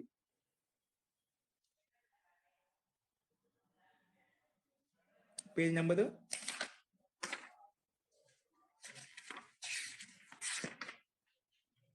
31వ పేజ్ అండి. ఏంటండి? 31వ పేజీ. ఇది సంధి ప్రకరణం. చూడు, ఇక్కడ ఇచ్చాడు మనకు. సంధులన్నీ కూడా ఈ ప్రకరణలో ఉంటాయి అన్నమాట. ఇక్కడి నుంచి స్టార్ట్ అవుతాయి సంధి ప్రకరణం. అంటే ఇవన్నీ సంహిత యొక్క అధికారంలో ఉన్నాయన్నమాట. అస్తు దాని వెనక ముందు 70వ సూత్రం సంహితాయం. ఈ సంహితాకి అధికారంలో సంధి సూత్రాలు మొత్తం ఇక్కడ వస్తాయి. అస్తు ఏ చోయ వాయావహ. ఇక్కడ విడగొట్టుకునే ముందు పద విభాగం చూద్దాం. ఏ చోయ వాయావహ. ఇది సూత్ర సంఖ్య ఎంత? పృష్ఠ సంఖ్య 31 అండి. ఏంటండి? పృష్ఠ సంఖ్య 31. ఇక్కడ ఏమంటున్నారు? విడగొట్టినప్పుడు పద విభాగం చేసినప్పుడు ఏ చోయ వాయావహ అనే సూత్రాన్ని విడగొట్టినప్పుడు మొట్టమొదటి పదం ఏ విధంగా విడగొట్టాడంటే ఏ చహ. ఏ చహ అనేది షష్ఠి విభక్తి ఏకవచనం. ఏంటండి? ఏ చహ అంటే షష్ఠి విభక్తి ఏకవచనం. షష్ఠి విభక్తి ఏకవచనం వచ్చినప్పుడల్లా దాని స్థానంలో అంటే హెచ్ స్థానంలో ముందు హెచ్ అంటే ఏమిటి? హెచ్ అంటే హెచ్ ప్రత్యాహారం. సూత్రం ఉపయోగించిన హెచ్ ప్రత్యాహారం. హెచ్ అనగా ఎన్ని వర్ణాలు వస్తాయి? ఏ ఓంగ్ ఐ ఔచ్. ఏ ఓంగ్ ఐ ఔచ్. ఏ ఒక అక్షరము, ఓ ఒక అక్షరం, 2 అక్షరాలు. ఐ ఔ అంటే మొత్తం 4 అక్షరాలు. ఏ ఓ ఐ ఔ. వీటికి హెచ్ అని పేరు. ఏం పేరు పెట్టారు? సింపుల్ గా మహర్షి పాణి ప్రత్యాహారంలో హెచ్ అనగానే ఈ 4 వర్ణాలు మనకు గుర్తుకొస్తాయి. హెచ్ ప్రత్యాహారం 2 వర్ణాలు, 4 వర్ణాలు గుర్తుకొస్తాయి. ఏంటి హెచ్ అనగానే? ఏ ఓ ఐ ఔ. ఈ హెచ్ స్థానంలో, హెచ్ అని షష్ఠి విభక్తి, హెచ్ స్థానంలో ఉన్నాయి అక్కడ పక్కన ఇచ్చాడు అయా ఐవాయావహ. అయవాయావహ. అయవాయావహ. ఇక్కడ విడగొట్టుకున్నాం అనుకోండి, ఐ అని ఒక పదం. అంటే క్రమంగా క్రమంగా ఏమొస్తాయి? మనకేం చెప్పినా అష్టాధ్యాయులో మనకు ప్రత్యాహార సూత్రాలు ఉన్నాయి కదా, దాంట్లో క్రమం ఏంటి? సూత్ర సంఖ్య ఏ ఓం అని ముందుంది, తర్వాత ఐ ఔచ్ అనేది 2వ సూత్రం, తర్వాత సూత్రం. ఏ ఓ ఐ ఔ ఇది క్రమం మనకు. ఏ ఓ ఐ ఔ అనేది క్రమం. అంటే మొట్టమొదటి ఏ ఉంది, తర్వాత ఓ ఉంది, తర్వాత ఐ ఉంది, తర్వాత ఔ ఉంది. ఇక్కడ క్రమం ఏంటి? ఇక్కడ కూడా అదే విధంగా అయ వాయావహ అంటే ముందు ఐ వచ్చింది, తర్వాత అవ్ వచ్చింది, తర్వాత ఆ వచ్చింది, తర్వాత ఆ వచ్చింది. అదే క్రమాన్ని పెట్టారు చూడండి. ఇక్కడ మనకు ముందు ఏ ఓ ఐ ఔ ఏ విధంగా అయితే ఉన్నాయో దాని పక్కనే క్రమంగా యథాసంఖ్యంగా ఐ ఔ ఆయ్ ఆవ్ అంతిమ హలంత వర్ణాలు అండి. అవన్నీ కూడా అంతిమ ఏంటి? హలంత వర్ణాలు. ఏంటివి? ఇవన్నీ హలంత వర్ణాలు అన్నమాట. హలంత వర్ణాలు అన్నమాట. అందుకే ఇక్కడ సంధి సమాసం చూడండి. పద విభాగం చేసిన తర్వాత అయవాయావహ అనే ఎట్లా విడగొట్టాడు? ఐచ ఔచ, ఆయిచ ఆవుచ, అయవాయావహ కలిపితే అయ వాయావహ. అయ వాయావహ. అదే మొత్తానికి ఏ ఓ ఐ ఔ స్థానంలో క్రమంగా ఐ ఆయ్ ఔ ఆవ్ ఇవి క్రమంగా వస్తాయి. అది చెప్పాను. సూత్రాలు చూడండి. ఏ చోయ వాయావహ అనే దానికి యచః స్థానే పక్కన ఇచ్చాడు. యచః స్థానం అంటే యచ్ స్థానంలో మనకు యచః షష్ఠి భక్తి కదా. షష్ఠి భక్తి ఉన్న చోటల్లా ఖచ్చితంగా స్థానే అని చెప్పి పదాన్ని కలుపుకోవాలి. యచ్ స్థానంలో అంటే ఆ స్థానంలో యచః స్థానే ఏమొస్తాయంట? ఐ ఔ ఆయ్ ఆవ్ ఇతి ఏతే ఆదేశాః యథాసంఖ్యం అచి పరతః భవంతి. యథాసంఖ్యం వస్తాయంట. కానీ ఎప్పుడు? ఈ ఏ స్థానంలో ఐ, ఓ స్థానంలో ఔ, ఐ స్థానంలో ఆయ్, ఔ స్థానంలో ఆవ్ రావాలంటే క్రమంగా పక్కనే ఉండాలంట. అచ్చు పక్కనే ఉంటేనే వస్తాయంట. ఏముండాలి? అచి పరతః భవంతి. ఎక్కడ? సంహితాయాం అధికారం. ఇవి సంహితాక అధికారంలో మాత్రమే ఈ సూత్రాలు పనిచేస్తాయి. సంహిత అని అంటే నువ్వు వర్ణాలు అత్యంత కలిపి దగ్గరగా రాయాలనుకున్నప్పుడు మాత్రమే ఈ సూత్రం అండి. సంహితాయం అధికారంలో మాత్రమే అంటే నువ్వు ఎప్పుడైతే వర్ణం అత్యంత దగ్గరగా కలిపి రాయాలనుకుంటున్నావో ఆ సందర్భంలో మాత్రమే పనిచేస్తాయి. అందుకే సంహితాయం అధికారే అస్తు ఇక్కడ. అందుకే హెచ్ అంటే ఏ ఓ ఐ ఔ స్థానంలో క్రమంగా ఐ ఆయ్ ఔ ఆయలు క్రమంగా వస్తాయి. ఇక్కడ మనకేంటి నై వచ్చిందండి. వృద్ధి చేసినప్పుడు ఏమైపోయింది, నీ స్థానంలో నై వచ్చింది కదా. ఆ నైలో ఐకార స్థానంలో క్రమంగా వస్తుంది ఐ అన్నప్పుడు ఆయ్ వస్తుంది. ఏ అన్నప్పుడు అయ్యి యకార హలంతం, ఓ అన్నప్పుడు అవ్వు వకార హలంతం, ఐ అన్నప్పుడు ఆయ్ మధ్య దీర్ఘం వచ్చింది ఆయ్ యకార హలంతం, అవ్వు అన్నప్పుడు ఆవ్ ఇక్కడ మనకు ఐ ఉంది కాబట్టి ఆయ్ వస్తుంది. కాబట్టి ఏచోయ వాయవహ అనే సూత్రం చేత ఐకార స్థానే అంగస్య ఐకార స్థానే ఆయ్ ఆదేశో భవతి అంటే ఐకార స్థానంలో ఆయ్ వచ్చేసింది. ఏమొచ్చింది ఆయ్. అందుకే ఇక్కడ ఏమొచ్చా చూడండి ఆయ్ పెట్టేశాడు. నైలు అంటే నకారంలో ఉండే ఐకార స్థానంలో మాత్రమే ఆయ్ వస్తుంది, నా స్థానంలో రాదండి. పూర్తిగా నై స్థానంలో ఆయ్ రాలేదు, నాలో ఉండే ఐకార స్థానంలో మాత్రమే ఆయ్ వస్తుంది. అందుకే నా పక్క పెట్టాం, నా పొల్లు పెట్టాం, నా హలంతము ఆయ్ పక్కన ఐ స్థానంలో ఆయ్ వచ్చింది. అక అనేది ఎట్లా ఉందో అట్లా కిందికి వస్తూ ఉంది. అక ప్రత్యారం వచ్చింది కదా, ఎక్కువ ఊ స్థానంలో అక చేశాం కదా, అక అనేది ఎలా ఉందో అలాగే దించుకున్నాం. న ఆయ్ అక, న ఆయ్ అక. ఓకే అండి. ఏ చోయ వాయావలో క్రమంగా ఉన్నాయి కానీ క్రమానికి క్రమంగానే ఐ ఆయ్ ఔ ఆవులు వచ్చాయి. దీనికి నిర్ణయం ఎవరు చేశారు మనం చెప్పుకున్నాం. మనం ఆ రకం చెప్తున్నా అంటే నాకు ఏ ఆధారం చేసుకుని చెప్తున్నాను, పక్కన ఇచ్చాడు యథా సంఖ్యం అనుదేశ సమానం నిర్ణయం చేస్తున్నామట. బై క్రమంగా ఎచ్చనగానే ఏ ఓ ఐ ఔ కాబట్టి క్రమంగా ఐ ఆయ్ ఔ ఆవులు క్రమంగా తీసుకో. ఏ ఉంటే ఐ తీసుకో, ఓ ఉంటే ఔ తీసుకో, ఐ ఉంటే ఆయ్ ఔ ఉంటే ఆవు. ఇవి క్రమం తప్పకూడదు. నువ్వు ఎక్కడైనా వస్తుకో, వెనక ముందు రావచ్చు, ముందు ఎక్కడ వచ్చినా కూడా ఇదే క్రమం తీసుకోవాలి. నాకు ఇక్కడ క్రమం ఈ సూత్రం అది తీసుకుంటానే కాదు, క్రమం ఏదైతే ఉందో అదే ఒకటో దానికి ఒకటి, రెండో దానికి రెండు, మూడు, నాలుగుకి నాలుగు క్రమంగా తీసుకోవాలి. అస్తు.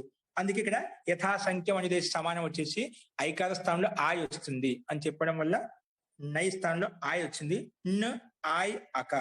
ఇప్పుడు న అనేది హలంతం కాబట్టి పక్కన ఆయక అచ్ అనేది నాలో కలిసిపోతుంది. చెప్పారా అచ్ హీనం పరేణ సంయోజ్యం, అచ్చుతో రహితమైన దాన్ని పక్క దాంతో కలుపుకోవాలి, అందుకే కలిసిపోతుంది. ఆ అనేది నాలో కలుస్తుంది. ఇక్కడ మళ్ళీ యా అనేది హలంతం ఉంది, యా హలంతో పక్కన అక ఉంది కదా, అక్కక ఆ అనేది యాలో కలుస్తుంది. అప్పుడు మొత్తం కలిపితే నాయక, నా ఇయక నాయక అయిపోయిందా. నా ఆయ్ ప్లస్ అక మొత్తం కలిపి నాయక అవుతుంది. ఓకేనా. కాబట్టి దానికంటే ముందు ఇంకొక ప్రక్రియ ఏంటి, ఇంతవరకు మనకు ఐ వృద్ధి చేసుకుని నాయ్ అయిపోయింది, ఐ స్థానం ఆయ్ అయిపోయింది, మొత్తం కలిపి నాయక అయిపోయింది. ఇక్కడ అక్క అనేది ఏంటి, కృత్ ప్రత్యయం చెప్పుకునే కదా పైన. ఇదేంటి ధాతు అధికారంలో ఉంది, తింగుబిండు ప్రత్యయం కాబట్టి తింగుబిండు ప్రత్యయ కృతి సంజ్ఞకాహ భవంతి. ఈ కృత్ ప్రత్యయము ఏ అర్థం చెప్పడం కోసం వచ్చింది, కర్తది కృతి అని సూత్రం చేత కర్తార్థం చెప్పడం కోసం వచ్చింది. అంటే ఇక్కడ అక అనేది కృత్ ప్రత్యయం, కృత్ ప్రత్యయం అంతిమంలో ఉంది కాబట్టి ఇది కృదంతం అంటాం. కృత్ ప్రత్యయం అంతిమంలో ఉంది ఏ వర్ణాలకైతే, ఇక్కడ కృత్ ప్రత్యయం ఏ వర్ణాలకు అంతిమంలో ఉంది, న ఆయకి అంతిమంలో ఉంది, అంటే నాయకి అంతిమంలో ఉంది అక అనేది. అందుకే కృత్ అంతిమంలో ఉంది ఏ వర్ణాలకే దాన్ని కృదంతం అంటాం. ఏమంటాం, కృదంతం. అంటే కృత్ ప్రత్యయం అంతిమంలో ఉంది కాబట్టి కృదంతం అని చెప్పాం. అలాంటి కృదంత ప్రత్యయం కాబట్టి కృదంత ప్రత్యయం అంతిమంలో ఉంది కాబట్టి దీన్ని కృదంత శబ్దం అంటాం. ఏమంటే నాయక అనేది కృదంత శబ్దం అయిపోయింది. పైన భాగలో గాలో ఆ అనేది కృత్ ప్రత్యయమే, అది కృత్ ప్రత్యయం. అంటే ఆ అనేది కృత్ ప్రత్యయం కాబట్టి కృత్ ప్రత్యయం అంతిమంలో ఉంటుందని భాగ అనే శబ్దం కృదంత శబ్దం అన్నాం. అదే రకంగానే ఇక్కడ కూడా అక అనేది కృదంత శబ్దం కాబట్టి కృత్ ప్రత్యయం అంతిమంలో ఉంది కాబట్టి నాయక అనేదాన్ని కృదంత శబ్దం అంటున్నాము. ఏంటి, కృదంత శబ్దం.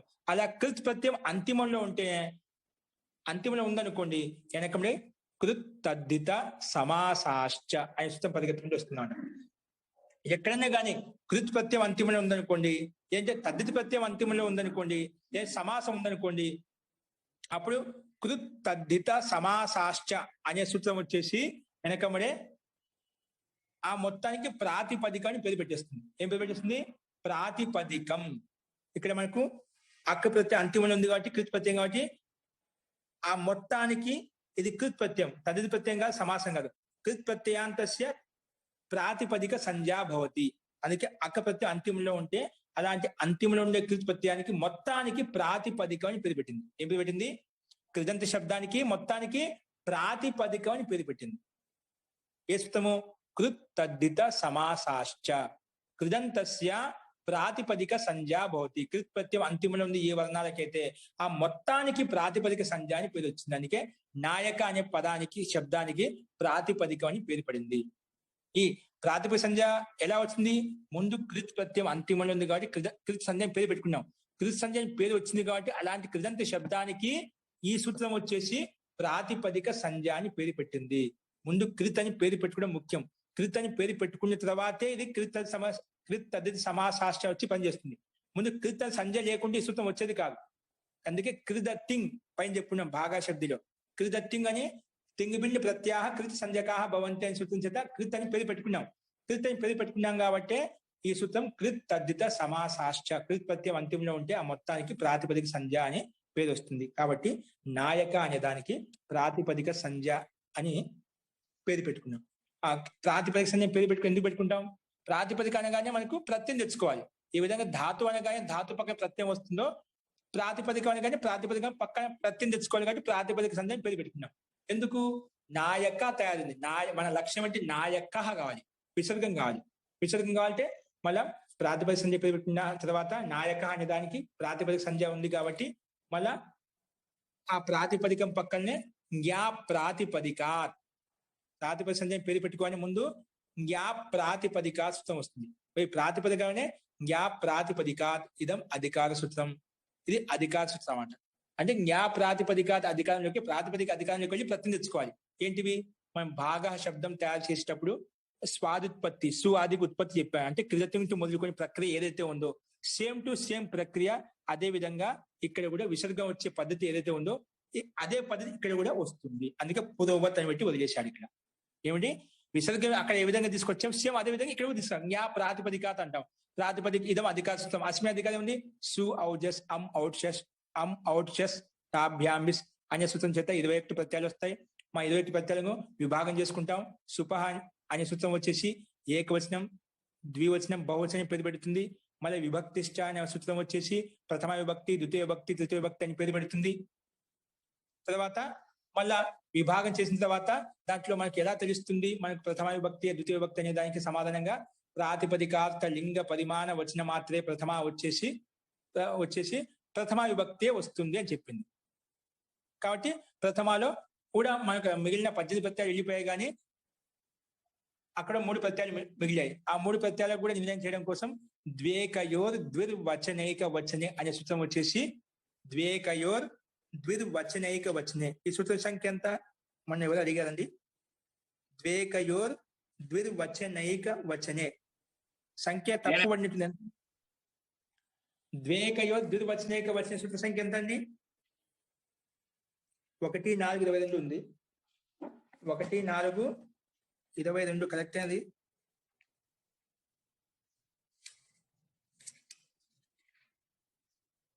ఒకటి 4, 22 తప్పండి. ఇది అక్కడ లేదు. అది ఎక్కడ ఉంది? మహోదయ మా పుస్తకంలో ఉంది మహోదయ. 1 పేజ్ పుట నెంబర్ 117. ఆ సంఖ్య ఇక్కడ తప్పు పడిందండి. తప్పు ఉండే వాళ్ళు ఉంటే మీ దగ్గర పుస్తకాలు ప్రింటింగ్ తప్పు పడింటైనా సంఖ్య రాసుకోండి. 1, 1, 7 1వ అధ్యాయం 1వ పాదం ఏంటి? మళ్ళీ చెప్పండి సంఖ్య. పుట నెంబరు 117 మహోదయ. 1, 1 అంటే 1వ పాదము 1వ అధ్యాయం 1వ పాదం 7వ సూత్రం. కాదు మహోదయ, నేను పేజీ నెంబర్ చెప్తున్నాను. పేజీ నెంబరు 117లో చూడండి మహోదయ. 117. ఓకే అండి మహోదయ. 1, 4, 22 కరెక్టే. కరెక్టే మహోదయ. కారక ప్రకరణం పైన ఉంది, కారకే సూత్రం పైన ఉంది ఈ సూత్రం. అష్టాధ్యాయి.com లో కూడా 1422 ఉంది. జీ ఉంది. నేను వేరే పుస్తకం నా దగ్గర. ఆ పుస్తకంలో పేజ్ నెంబర్ స్టాప్. ఓకే, దాని పైన ఉంది. కరెక్ట్. కారక ప్రకరణం సంఖ్య కరెక్ట్. 1, 4, 22 ఇక్కడ మనకి ఇచ్చాను. ద్వౌచ ఏకశ్చ ద్వేకౌ. ఇక ద్విత్వే వివక్షితే ద్వివచనం, ఏకత్వే వివక్షితే ఏకవచనం భవతి. ఇక్కడ కూడా మనకు 3 వచ్చాయి కాబట్టి వాటి నిర్ణయం కోసము ఈ సూత్రం వచ్చేసి లేదు నీకు వివక్ష, నీకు ఏకవచనం కావాలంటే ఏకవచనం తెచ్చుకో, ద్వివచనం కావాలంటే ద్వివచనం తెచ్చుకో. అని ఈ సూత్రం నిర్ణయించింది. కాబట్టి మనకు ఏకవచన వివక్ష కాబట్టి మనకు నాయకలో సు తెచ్చుకోవాలి. ఏకవచనం ఒకటే కాబట్టి ఒకటే నాయకుడు అక్కడ ఒకే నాయకుడు కాబట్టి సు మాత్రమే వస్తుంది. కాబట్టి సు తెచ్చుకుంటాము. సు తెచ్చుకున్న తర్వాత మళ్ళా దానికి అనుబంధం లోపం చేసుకుంటాము. ఉపదేశ జనునాసికేత్ హలంత్యం ప్రక్రియ బాగా సిద్ధిని ఏదైతే ఏ విధంగా చెప్పే సేమ్ టు సేమ్ ప్రక్రియ విసర్గానికి అనుబంధం లోపం చేసుకున్న తర్వాత మన ససజుసోరు వచ్చి రు వస్తుంది. దానికి అనుబంధం లోపం చేసుకుంటాము. మన రకారం మిగులుతుంది. ఆ రకారానికి కరవసానయోరు విసర్జనీయ తోటి విసర్గం చేసుకుని ఇక్కడ అదే విధంగా అదే ప్రక్రియ ప్రకారంగా నాయక ఇక్కడ కూడా వస్తుంది. అప్పుడు నాయక ఇది రూపం సిద్ధ్యతి. ఈ రకంగా మనకు నాయక అనే పదం సిద్ధిస్తుంది. ఇప్పుడు మీకు ఒక 2 నిమిషాలు ఎవరికైనా సందేహాలు ఉంటే చెప్పండి, పర్వాలేదు. ఎవరికైనా సందేహాలు ఉన్నాయండి? ఇప్పుడు చెప్పిన దాంట్లో నోట్స్ ఆపిలేదు, మీకు గ్రూప్ లో పెట్టాను, ఒకసారి చూసుకోండి. అదే ప్రక్రియను మీకు అర్థమవుతుంది. ఇప్పుడు భాగలో ఉండే విసర్గ పద్ధతి అంతా మీకు రాయొచ్చు, అదే ఉంటుంది సేమ్ టు సేమ్. పైన ఊరికి మొన్న రాసి పెట్టాను, అది కష్టమేం కాదు, ఒకసారి చూసుకోండి. దాన్ని బట్టి మీరు రాసేయండి. ఇప్పుడు మీకు ఇంతవరకు చెప్పిన వాటిలో ఎవరికైనా సందేహాలు ఉంటే చెప్పండి. ఈ నాయక అనే రూప సిద్ధిలో మీకు ఎక్కడైనా ఏదైనా స్థలం అర్థం కాలేదా? ఇక్కడ మనకు వృద్ధి, ఇక్కడ నాయక అనే రూప సిద్ధిలో మన ప్రకృతి సూత్రం ఎక్కడ పనిచేసింది? అచో ఇనితి అనే సూత్రం వచ్చేది. ఎప్పుడైతే అజంతస్య అంగస్య ఉపదాయ వృద్ధి భవతి అన్నప్పుడు మన సూత్రం పరిగెత్తుకుంటూ వస్తున్నాడు, ప్రకృతి సూత్రం మనం చెప్పుకుని. ఇదే దీని యొక్క ప్రయోగం. కేవలం ఈ స్థలం చూపించడం మన ఈ సూత్రం యొక్క ప్రయోజనం అండి. ఇప్పుడు ఇది వచ్చి వృద్ధి చేస్తా ఉంటుంది. ఆ వృద్ధి అంటే అయినప్పుడు ఇప్పుడు మన సూత్రం వచ్చి పనిచేస్తా ఆ ఐకి వృద్ధి అంటాము. అది చెప్పడం కోసం ఇదంతా ప్రయోగం చూపించడం కోసమే ఇక్కడ ఈ ఉదాహరణని చూపించాను అనమాట. అస్తు, ఇప్పుడు చెప్పండి ఎవరికైనా సందేహం ఉంటే. మహోదయ, ఒక సందేహం.